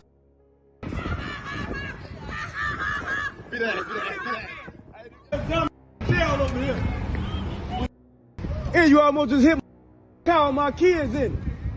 Lucky, mama, you ain't just... Passengers extricate and flee on foot. Onlookers shout that she nearly struck nearby young ones. Subsequent charges include criminal damage to property, aggravated assault with a deadly weapon in the car, and reckless conduct. The clip is visceral proof that a parking forecourt can turn from mundane to deadly in seconds, and that using a vehicle as an instrument of anger converts a quarrel into multiple felonies.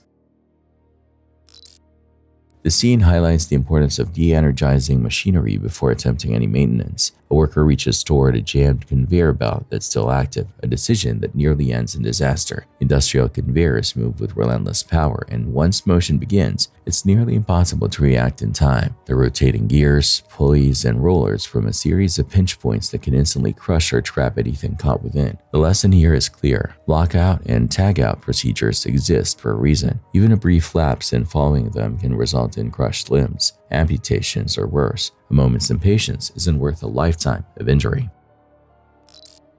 An archival World War II sequence, originally grainy black and white, has been AI restored and colorized to modern clarity.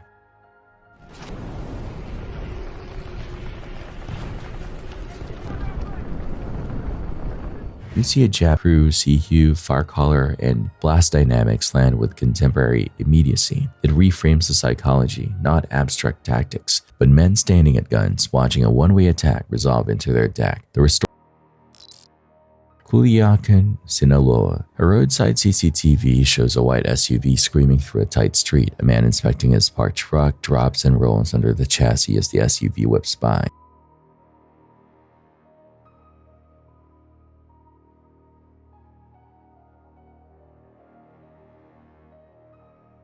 Seconds later, a black pickup full of men, likely armed, blasts through in pursuit. Slowed frames show multiple silhouettes in the bed.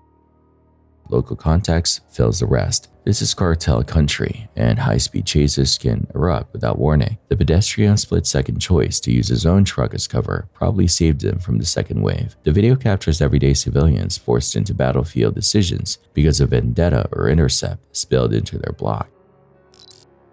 Footage from a busy transit stop shows why pedestrian awareness around large vehicles is so critical. A bus begins to move forward while a person walks directly in front of it, unaware that the driver's view is completely obstructed by the vehicle's nose. Even a few feet of blind space can hide an adult from the driver's line of sight. Public transport operators are trained to visually clear every angle before moving, yet distractions, tight schedules, and blind spots make these moments extremely dangerous. The safest practice for both drivers and pedestrians is mutual patience. Confirm visibility, maintain distance, and never assume you've been seen. A split-second mistake near a vehicle of that size can be fatal. Less than a year after the 1986 disaster, a camera crew documents Reactor 4's underbelly. The lens finds cooled lava flows, corium frozen in tortured shapes, where molten fuel and structural material stream like a volcano. One mass bulges with a wrinkled texture. Workers dub it the elephant's foot. At discovery, it reportedly emitted on the order of 8 to 10,000 roentgens per hour, an exposure lethal within minutes.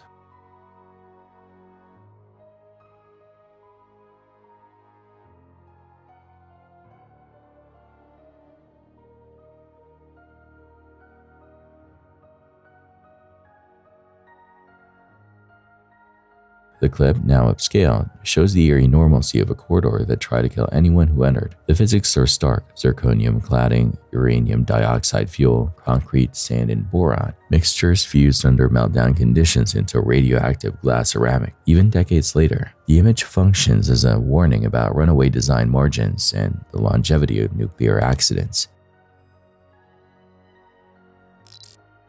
What makes someone think running from the cops ever ends well? That question was answered in painful detail one chaotic afternoon when officers tried to stop a shirtless man in white pants, a man who had no intention of slowing down. It started as a simple pursuit call. Within seconds, he was sprinting across parking lots, weaving through traffic, and even cutting across a school campus before bolting behind a funeral home. He's running! He's running! Through the McDonald's! Someone get my car! Officers shouted commands, radios echoing with the chase, but he ignored every order until a taser was fired.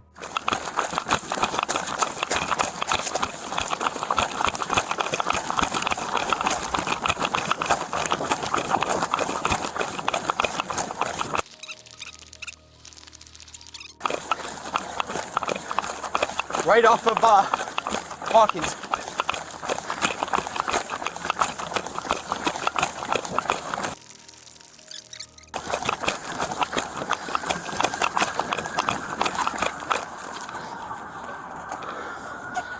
I got him here at the Marco Somerville funeral home. Come on out right now! 1720 copy. Down, down on the ground! Alright, still running.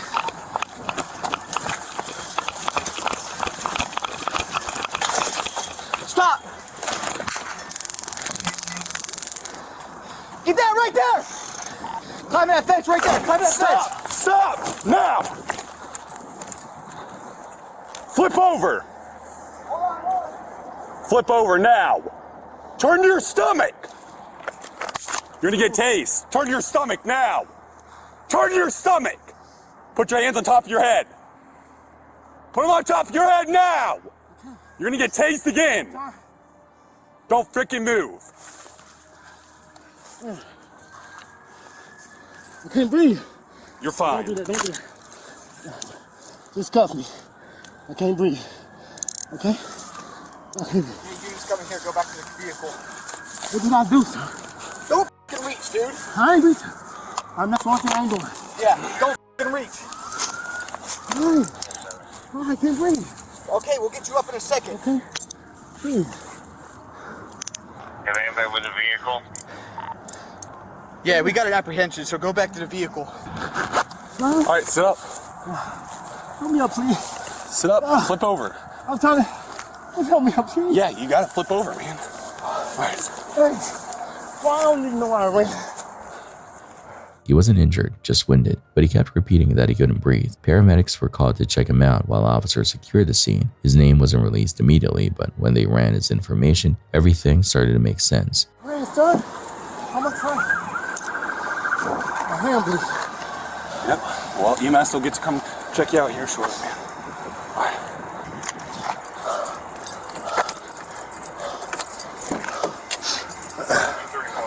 I can't breathe. Yeah, because you just ran, man. Catch your breath. All right, have a seat. Hang tight. You're fine. You good, Bill?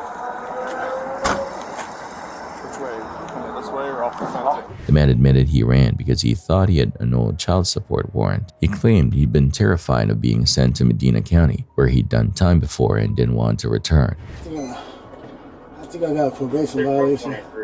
You think you what, man? I got a probation violation. For what? It happened about 6 years ago. You ran for that? It's child support. Huh? It's child support. The tags are what? It's child support. Oh, child support? Yeah, that wasn't smart because I don't... You got a warrant. Was that for child support or let's see? I think they suspended the probation. I don't know. Died for what? What are you talking I said, I'm scared of Medina, man. I did some time up there, man. It was horrifying. Well, you're not in Medina. It was basically, man. You're in Akron. No, but they'll transfer me. No, they'll that's see not Medina. how that works. I see one right here. Anywhere else? Is it lower? Is there any lower? Right in the same area and lower. Okay. Alright, that's the only mark that I see on you. And then I see that they bandaged up your hand. You can go ahead and relax. I see that they bandaged up your left hand right there. How did that happen? From a fence. From the fence? Okay. Last time I was there for child support. Okay. So you thought you had a child support warrant? It was torture up there. And then what happened? And then I just put in park and then jumped out. Jumped out, okay. And then... I ran, proceeded around these buildings back this way. When did the officer tase you? Or when do you remember Right getting... behind that tent. On the other side of the fence over here? You're gonna go to the, you're gonna go to the hospital. They gotta check you out real quick, and so then the jail will take you. I said you gotta go to the hospital so the jail will check you out, but another officer's gonna transport you, so I'm coming over here to meet him. So I gotta go to the county? Go ahead. Yeah, you're gonna go to the county. Yeah, I don't know all the charges. You're gonna have to talk to the other officer and ask him.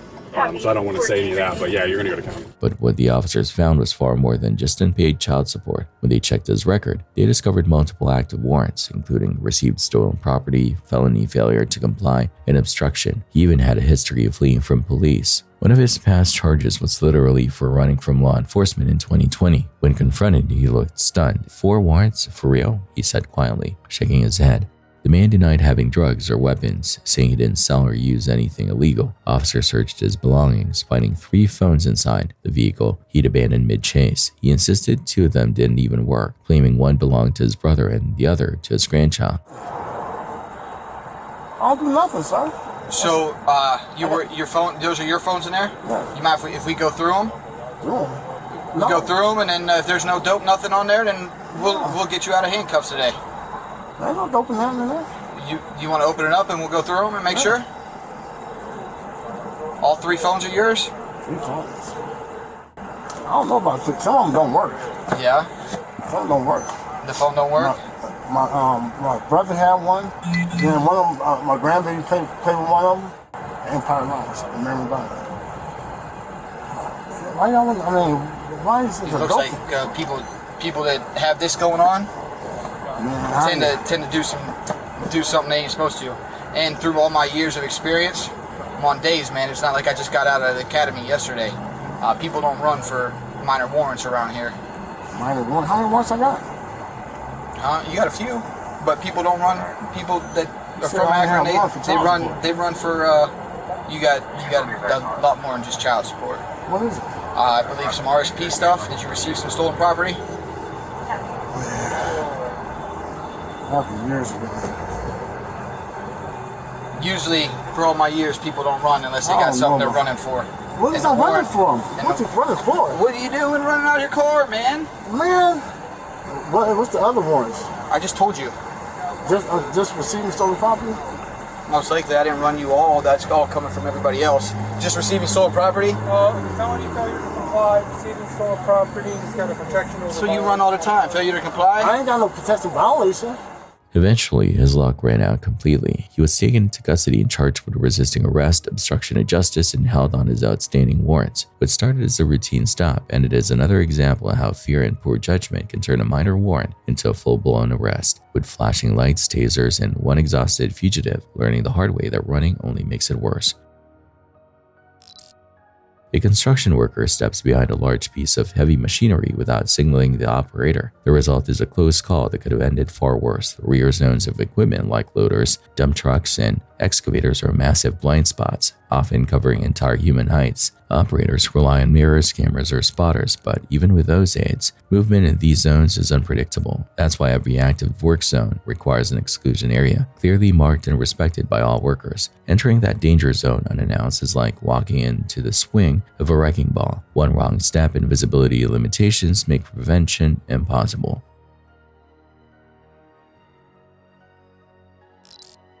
Jizan, Saudi Arabia, May 10, 2024, a witness films a wall of dust advancing over the southwestern coastal city, a classic haboob driven by outflow winds. شوفوا هنا كيف المنظر ما شاء الله تبارك الله منظر مهيب جدا ما شاء الله تبارك الله لا إله إلا الله انظروا لهذه الأجواء الآن من سواحل جيزان ما شاء الله تبارك الله استقبال والأروع نسأل الله تعالى أن يعقبها الخير والخيرات يا رب شاهد هنا ما شاء الله تبارك الله منظر Skies turn sepia, visibility collapses, and the storm swallows buildings in a mad veil. Jizan is a key agricultural region. Events like this halt aviation, clog infrastructure, and force public advisories, even without direct injuries. The clip is useful for scale. Single frames show how quickly a clear horizon becomes an eclipse, and why motorists and outdoor workers need rapid shelter protocols when a brown curtain forms on the skyline. Transporting pressurized gas cylinders requires strict safety precautions. In this clip, several tanks roll freely in the back of a moving vehicle, an incredibly dangerous oversight. Without proper restraints, each cylinder effectively becomes a missile under high pressure, capable of breaking loose and rocketing through metal or concrete if the valve is damaged. Regulations mandate the use of steel chains, reinforced straps, or locked cages to secure such loads. Here, the cylinders tumble violently, narrowly missing detonation. It's a vivid warning. Compressed gases store enormous kinetic energy, and mishandling them doesn't just risk damage, it risks lives. Luckily, in this case, the outcome was frightening but not fatal.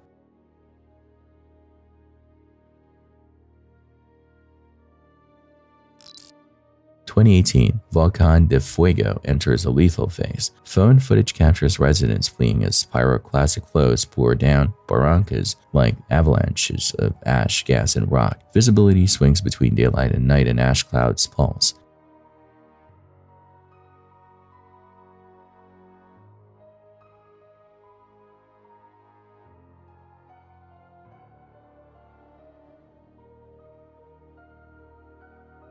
People sprint, stumble, and yell directions. Vehicles jam choke points. The flow leading edge curls over ravine walls and falls across flats. Nearly 200 lives were lost. Thousands were displaced. The clip distills the terror. Pyroclastic density currents move too fast for foot escape once you're in their path, and topography that usually guides rainwater becomes a conveyor for superheated ash. It's among the most harrowing civilian volcano videos online because it fuses geophysics with raw human stakes in real time.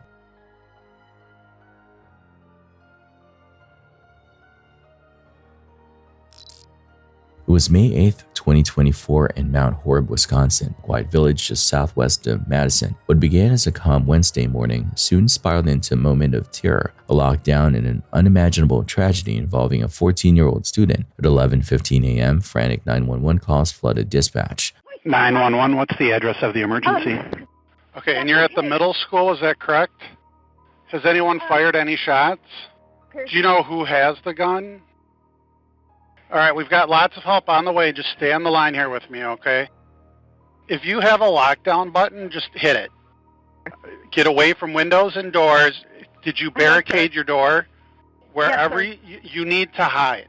Reports came in of an armed individual outside Mount Horeb Middle School. Teachers rushed to secure their classrooms. Students hid behind desks, whispering in fear as automated lockdowns alerts blared through the halls. Police sped toward the scene. Body cam and dispatch recordings captured the urgency in every voice. Within minutes, officers arrived and spotted the suspect, a 14-year-old boy holding a long gun, standing outside the school's entrance, striking the doors, trying to break through the glass. He never made it inside. Officers shouted commands, "Drop it, drop the weapon," but the teen didn't listen. Then gunfire. Drop it!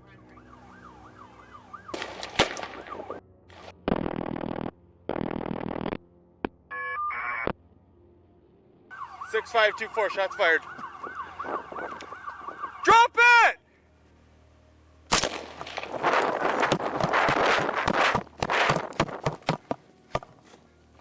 "6524, shots fired. Drop the rifle!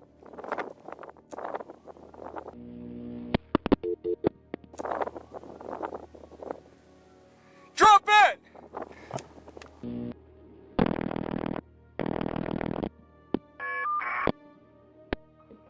Have you heard anything about a shots fired or person was in Mount Horeb?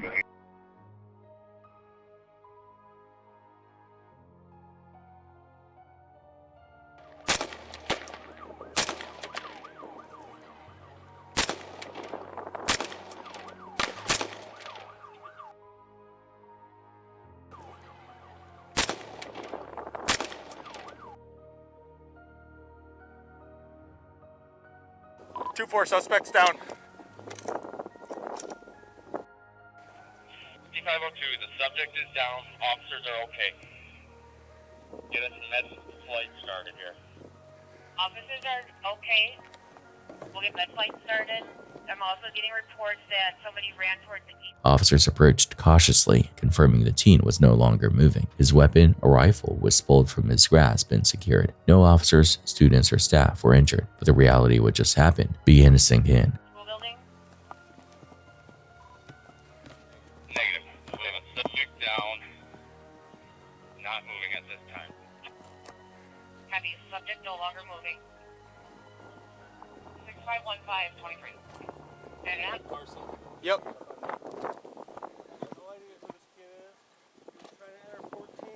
Let's approach from maybe we can't see us from behind.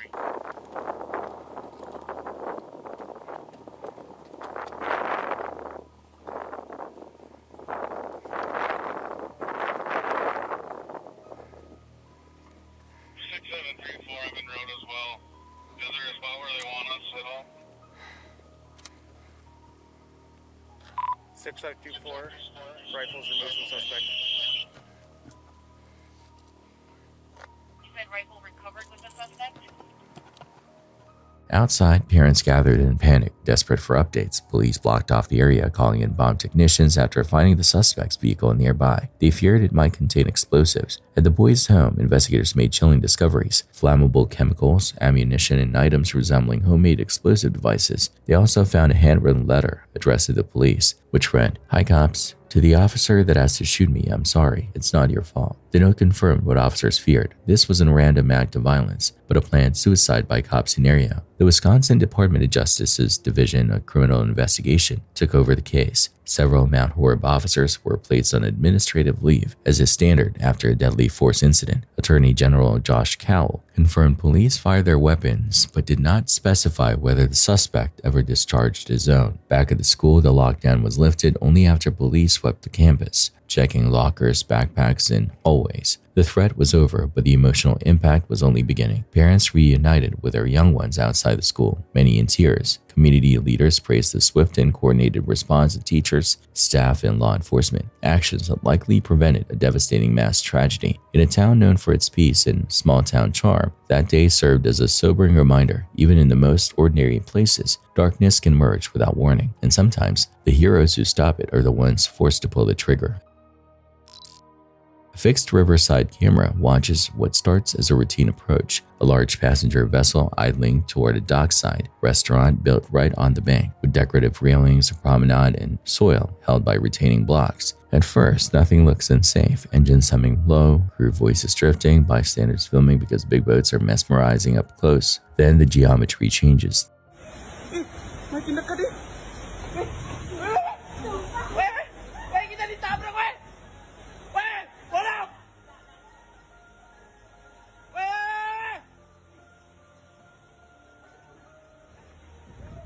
Kena cok. Bu, matikan kompor bu. Matikan semuanya bu. Bu, kena ini. Kena cok, kena.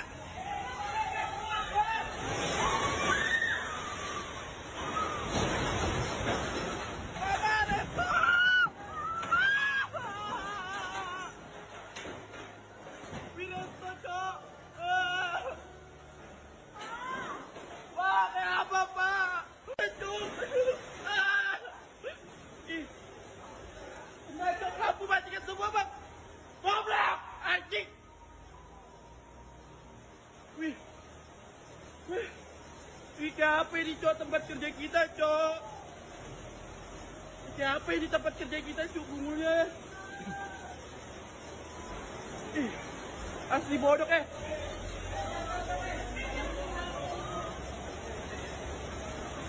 The bow keeps creeping. The current presses at an odd angle, and whatever stopping plan existed clearly isn't biting. You hear a shouted command, and the pitch of the engine rise just before the hull kisses steel. The kiss is a shove. Railings fold like tin. The paved edge caves, and you see the ground slump where film was never meant to bear that load. Chairs skitter, patrons jump back. It's more structural carnage than cinematic catastrophe. No one is struck, which is luck, and also a credit to people reacting quickly. Comments peg the locale as Malaysia or Indonesia, which fits the riverside architecture, but the exact city stays unconfirmed. The lesson is universal. Low speed, high mass contact is still high energy. If a multi-ton hull drifts a meter too far, you don't get scuffs, you get foundations compromised. Emergency checks follow. Barriers go up and the restaurant is spared deeper damage only because the main building sits set back from the bank. The footage begins like something out of a violent home invasion movie, but this wasn't fiction. It happened in Skegness, Lincolnshire, when a gang of 12 armed men stormed a quiet neighborhood house late at one February night. It's 9:33 p.m. and CCTV cameras capture the moment a group of masked figures approach a home on Grosvenor Road, carrying axes, baseball bats, and other makeshift weapons. At the front of the pack, 35-year-old Paul Johns revs up his motorcycle, then in a shocking move, slams the bike straight into the front door. The wooden frame splinters apart as Johns tries to force his way inside. Behind him, another man, later identified as Tommy Gaskin Sr., swings an axe through the windows, glass exploding into the night. Others follow, shouting as they charge in behind the motorbike. For a few tense seconds, the house disappears in chaos. Shadows moving fast, glass shattering, and the metallic thud of weapons echoing from inside. Then 3 terrified people burst out through the side door, sprinting for their lives into the darkness. When officers arrived a short while later, the home had been ripped apart, furniture smashed, walls dented, windows destroyed. Police later confirmed the brutal ambush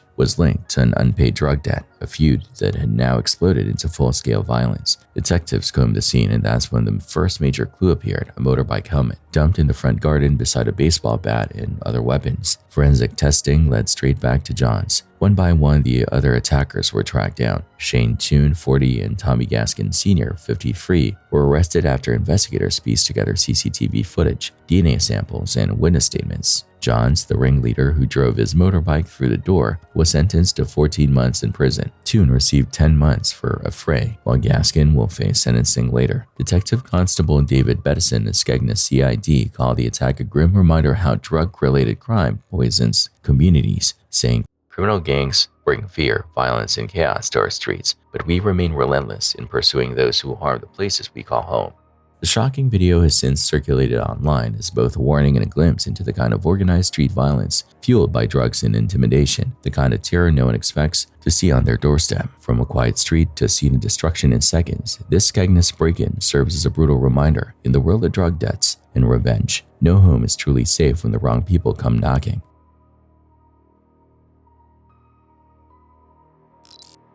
Inside a living room in the tropics, a mother rocks gently with a sleeping young one in a netted hammock hung between two anchor points. The front door is propped wide for airflow. You can almost feel the heat shimmer outside.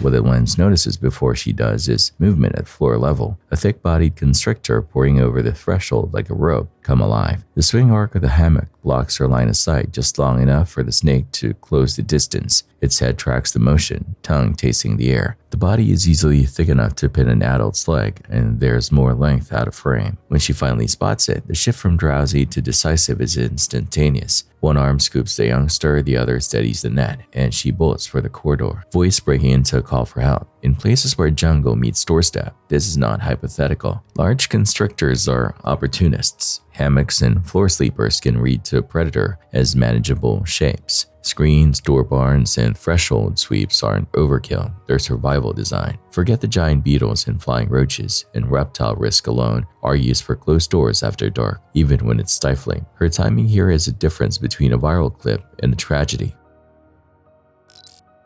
A man steps outside and tilts his phone upward as a thunderhead boils directly over his street. The cloud base is that ugly laminar look, layers sliding past each other, and then a rotation becomes visible, alluring forms. The scud tightens and a pale funnel starts to pencil downward. Tornado genesis is a recipe: surface air, hot and humid, mid-level drier and cooler, and winds changing speed and direction with height, wind shear. A strong updraft inside the storm can grab a horizontally spinning tube of air and tilt it vertical, making a mesocyclone. The rotating heart of some severe supercells. Stretch that rotation and the spin accelerates. Conservation of angular momentum, condensing a funnel. It's not a tornado until the circulation reaches the ground. Once it does, debris, not just condensation, confirms impact. Filming under one is terrible positioning. If you're close enough to see new funnels form right above, you're close enough to get caught by violent crosswinds, flying debris, or a sudden shift in the track. Basements, interior rooms, and helmets beat good footage every time. His clip is thrilling and a little maddening because the smart move would have been shelter 30 seconds earlier.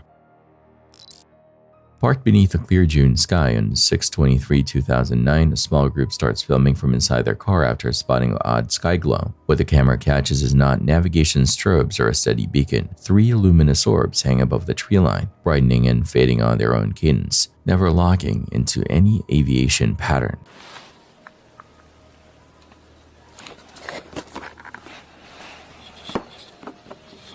Yeah, looks like they're recording. Are there lights still there? Still in the same place. Can I borrow a headlight, please? Right there. Oh my goodness. See? Oh. 3. And in a different position. That's cool. I should get the telephoto And then zoom.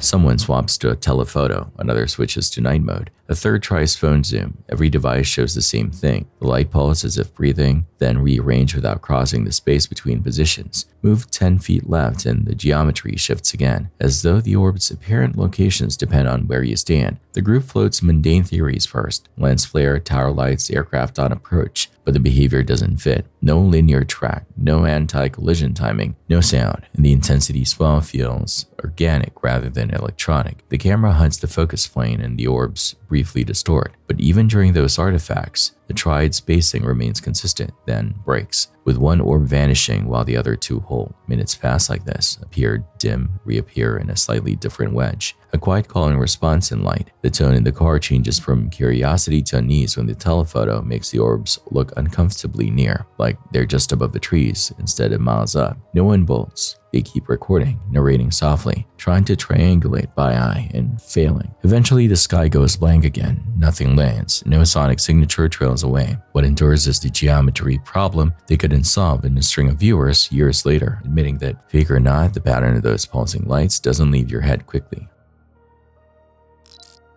A driver noses into a flooded low crossing while onlookers plead for common sense. The current looks shallow until it isn't. Brown water obscures the lane edges and heights where the asphalt may already be undermined.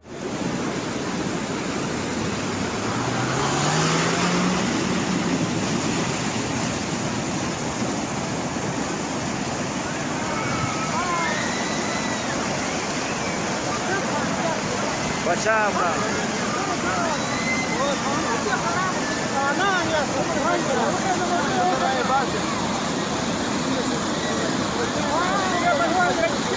At first, the car pushes a bow wave and the wheels spine. Then the downstream tires start to float just enough to lose lateral grip, and the vehicle yaws. You can hear someone shout, "Watch out," right as it slides off the ground and the river claims it. Hydrodynamics don't care about confidence. Around 12 inches, 30 cm of moving water can displace a typical sedan. 2 feet, 60 cm can carry off high-riding SUVs and light trucks.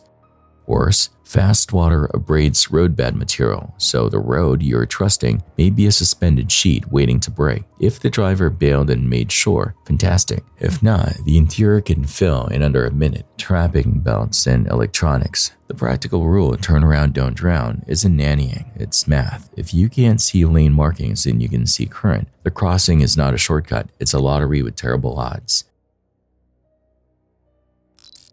Thanks for watching. Stay vigilant, friends. It was the night of July 10th, 2014. K-Bud was driving her parents, Sharon and Randy, on a long trip from Ohio to New York City. The plan was simple: Broadway show, a little getaway. Randy had been behind the wheel earlier, but was now resting in the back while Sharon rode up front. By the time they hit Pennsylvania, they still had hours to go, but they'd never make it to New York. As they approached the Gray Hill Road overpass, out of nowhere, something slammed through the windshield. It sounded like an explosion. In the dark, they couldn't tell what just happened. Kay pulled over, flicked on the interior light, and what they saw would change everything. A boulder the size of a volleyball had blasted through the glass and struck Sharon in the head. Randy grabbed his phone and called 911, panicked. Oh my God, something came right through the windshield. Hi, I'm on the highway, Route 80. Something just came through my windshield and it hit my wife, and I think it went right through her head. Oh my God. Can you please can you get an ambulance somewhere? Can you track this phone? Where on Interstate 80 are you? Oh my God. She is grasping for her life.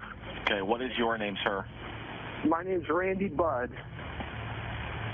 The phone number you're calling. Oh my God. Half her brain's gone. Oh my God.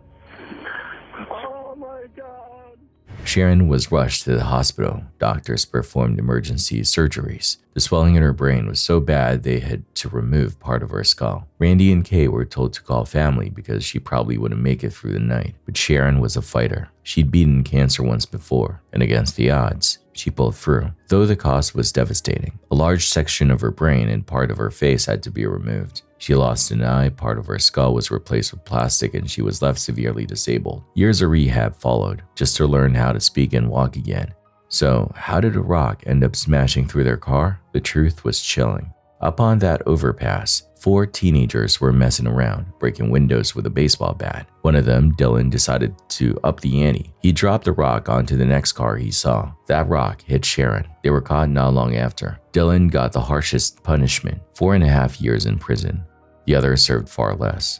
Through it all, Sharon kept her spirit. Despite the pain and disability, she was determined and positive. She leaned on Randy, who stood by her side, taking care of her every step of the way. But Randy wasn't just caring for Sharon, he was fighting for change. We strongly believe from the get-go that if there was protective fencing up on that highway, I probably wouldn't be sitting down here talking with you today. He worked with lawmakers to push for fencing and overpass so no other family would go through what they had to. In Ohio, he succeeded.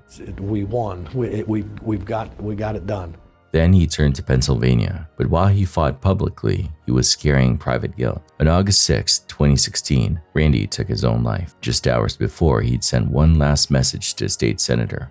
Please get the fence issue settled.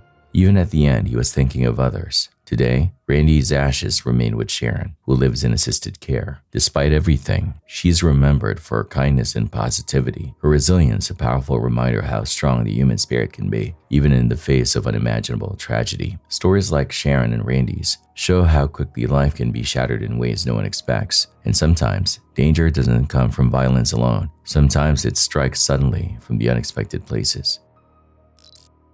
An old woman was sitting peacefully in her yard on August 29, 2022, when she became alarmed by a tremendous noise emanating from the mountain. She got up and stepped aside in time to see a huge bouncer slam into the home. Just moments before, a cat also ran off.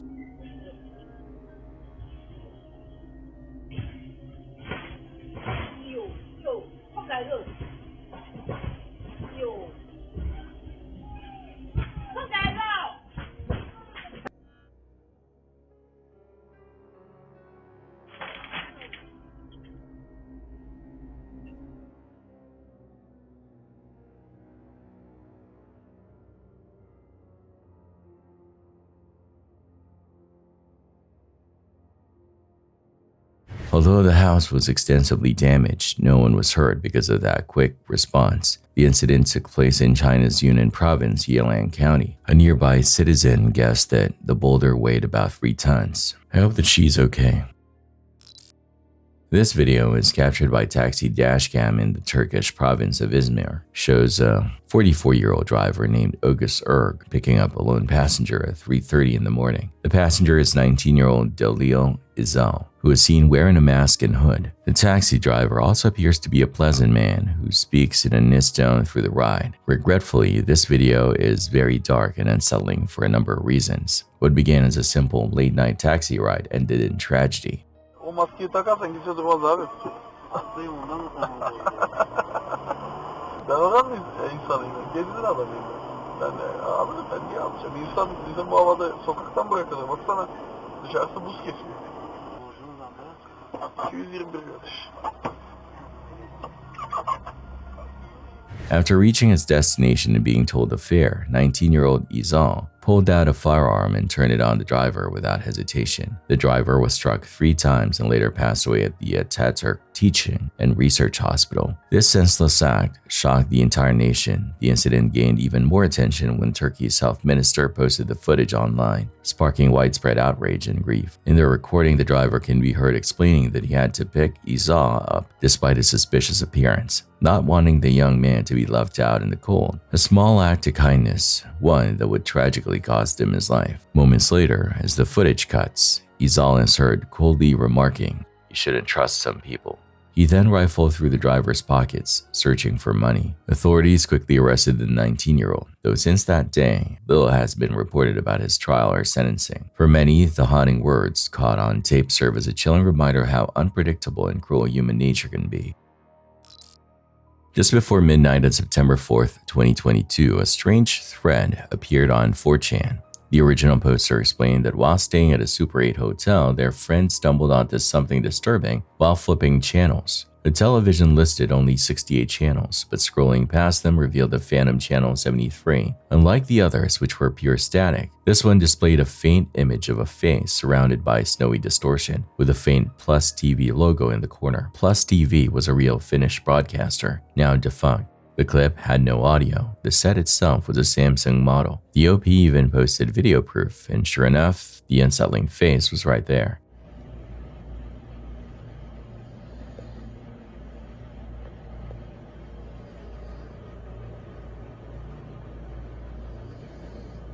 Within minutes, the thread exploded. Hundreds of users began theorizing what could be behind it. Some claimed it was a hoax, maybe someone plugged in a laptop over HDMI to play an analog horror-style clip. But defenders pointed out that no HDMI overlay appeared on screen. The static was consistent across channels, and there were no signs of a device connected in the photos. If it wasn't staged, what was it? One theory was channel hijacking, a form of TV pirating that used to be common in the analog days. A self-proclaimed expert even chimed in, suggesting that someone in the same hotel might have hijacked an unused frequency, broadcasting a low-quality test signal just for fun. Another theory was more mundane, that the hotel's outdated cable system had stray wiring, pulling in ghost signals from abandoned infrastructure. But what about the face itself? Some thought it resembled visuals from a Talking Heads music video, while others swore it looked like a distorted portrait of Arnold Schwarzenegger. Unfortunately, no one ever pinned down the original source. After about 9 days with no new evidence and the OP's friend checked out of the hotel, the thread went quiet. The mystery of the Super 8 static remains unsolved. Was it a prank, a hack, or a glitch bleeding through from another time? Olympic Air's flight 0807 on June 7, 2025 had an engine fire not long after taking off from Nose, Greece.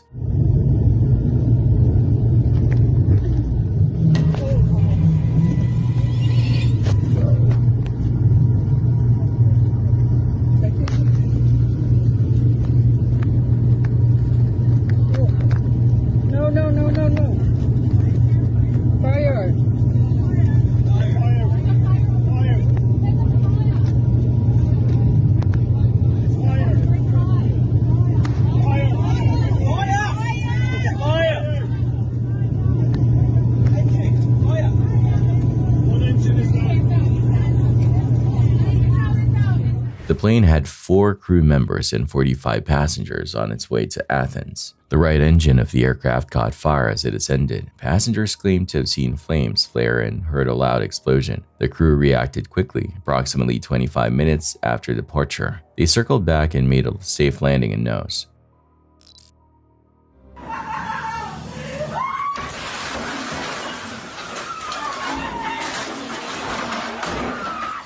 Three workers were detained in spite claiming this was accidental, but this was insane. Do you think this was an accident?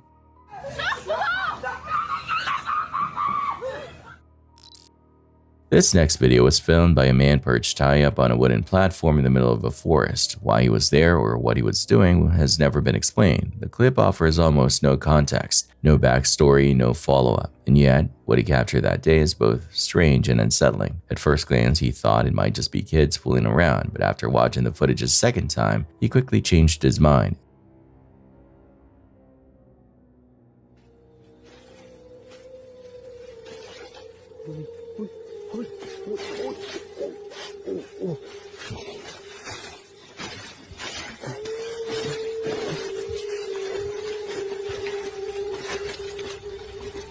Two figures can be seen on the ground below him, hurling sticks upward with eerie precision. When slowed down, their movements look unnervingly synchronized, and even stranger, their clothing appears identical. That's when the tone shifts from odd to terrifying. Could this be some kind of ritual, a hidden cult, or was it simply a bizarre coincidence? With no explanation and no one ever stepping forward, the mystery remains. Harmless prank or something far darker?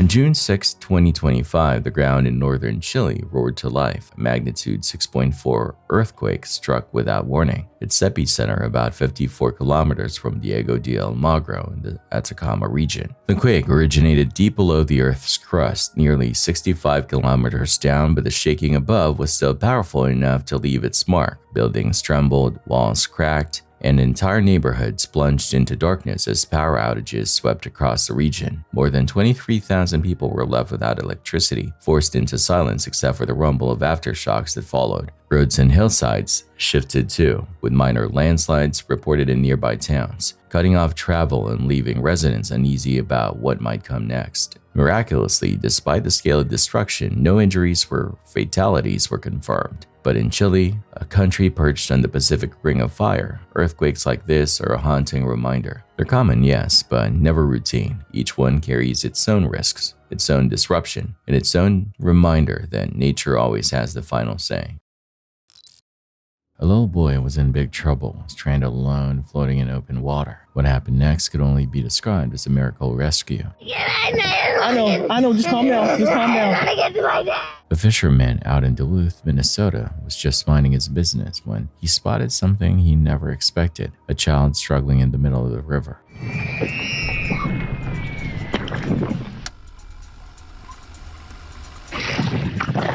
Are you gonna be able to make it in the shore?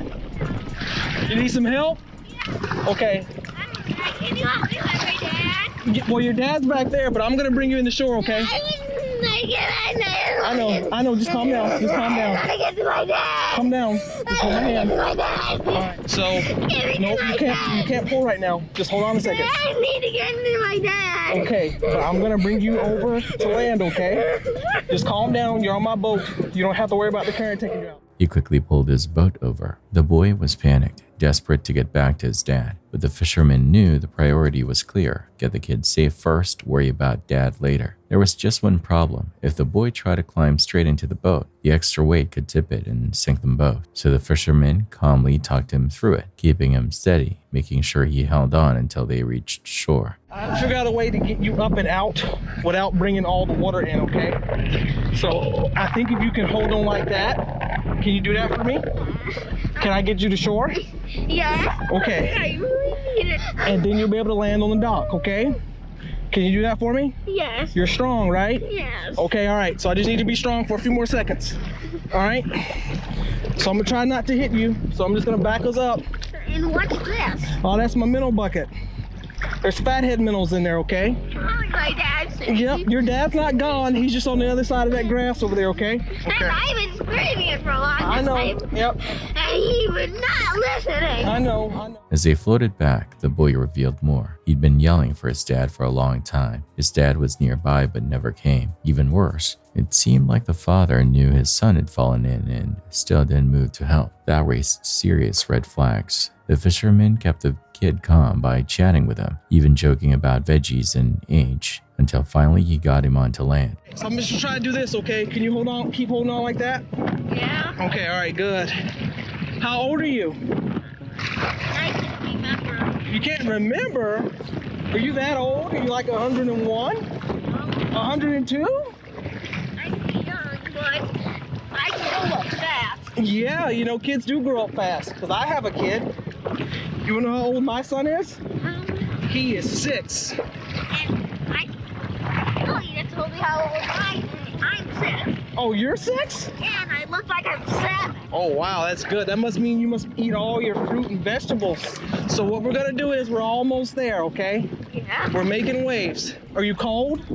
Yeah. All right, so once we get up there, all you'd have to do is get on land and you can wait for your dad, okay? I don't know if there's any towels or anything. How long have you been in the water? A long time?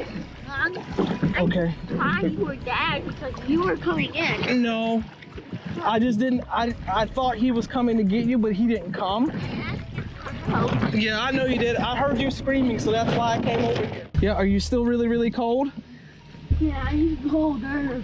Yeah, okay. Can you make it up? Hold on. Good job. Yeah, hold on. Let me get this off. Where was he?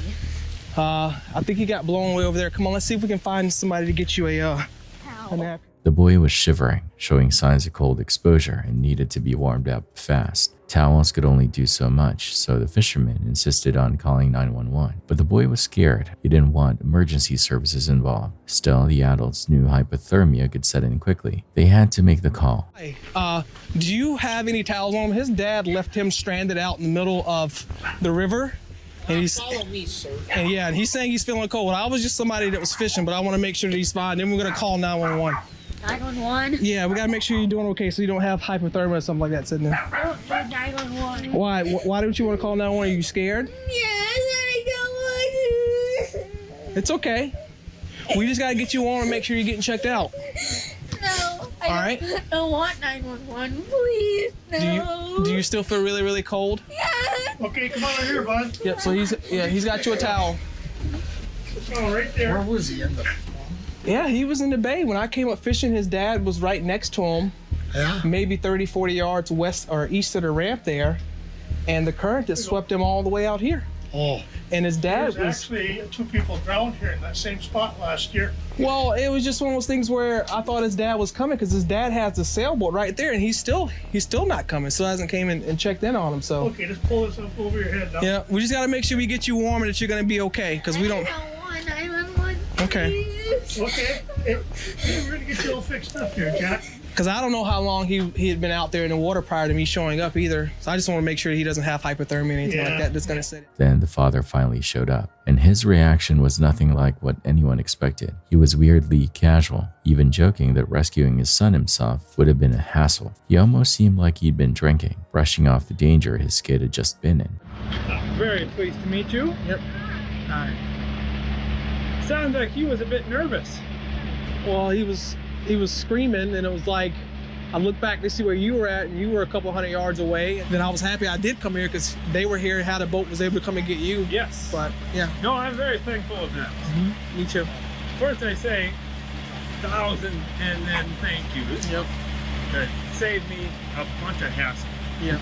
The river takes him a little bit, and I say, Yeah. calm down, slowly swim to shore. Yep. You got this.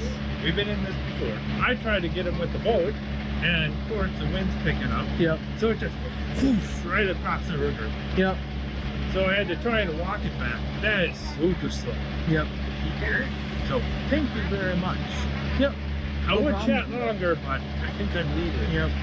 But once again, thank you. We might be seeing each other. Thankfully, EMS arrived and checked the boy out before sending him home. But the whole ordeal left a heavy question hanging in the air. Why didn't his dad even try to help him? In the end, that little boy's life was saved because a stranger cared enough to act. But not every child in that kind of danger is as lucky. Thanks for watching. Stay vigilant, friends.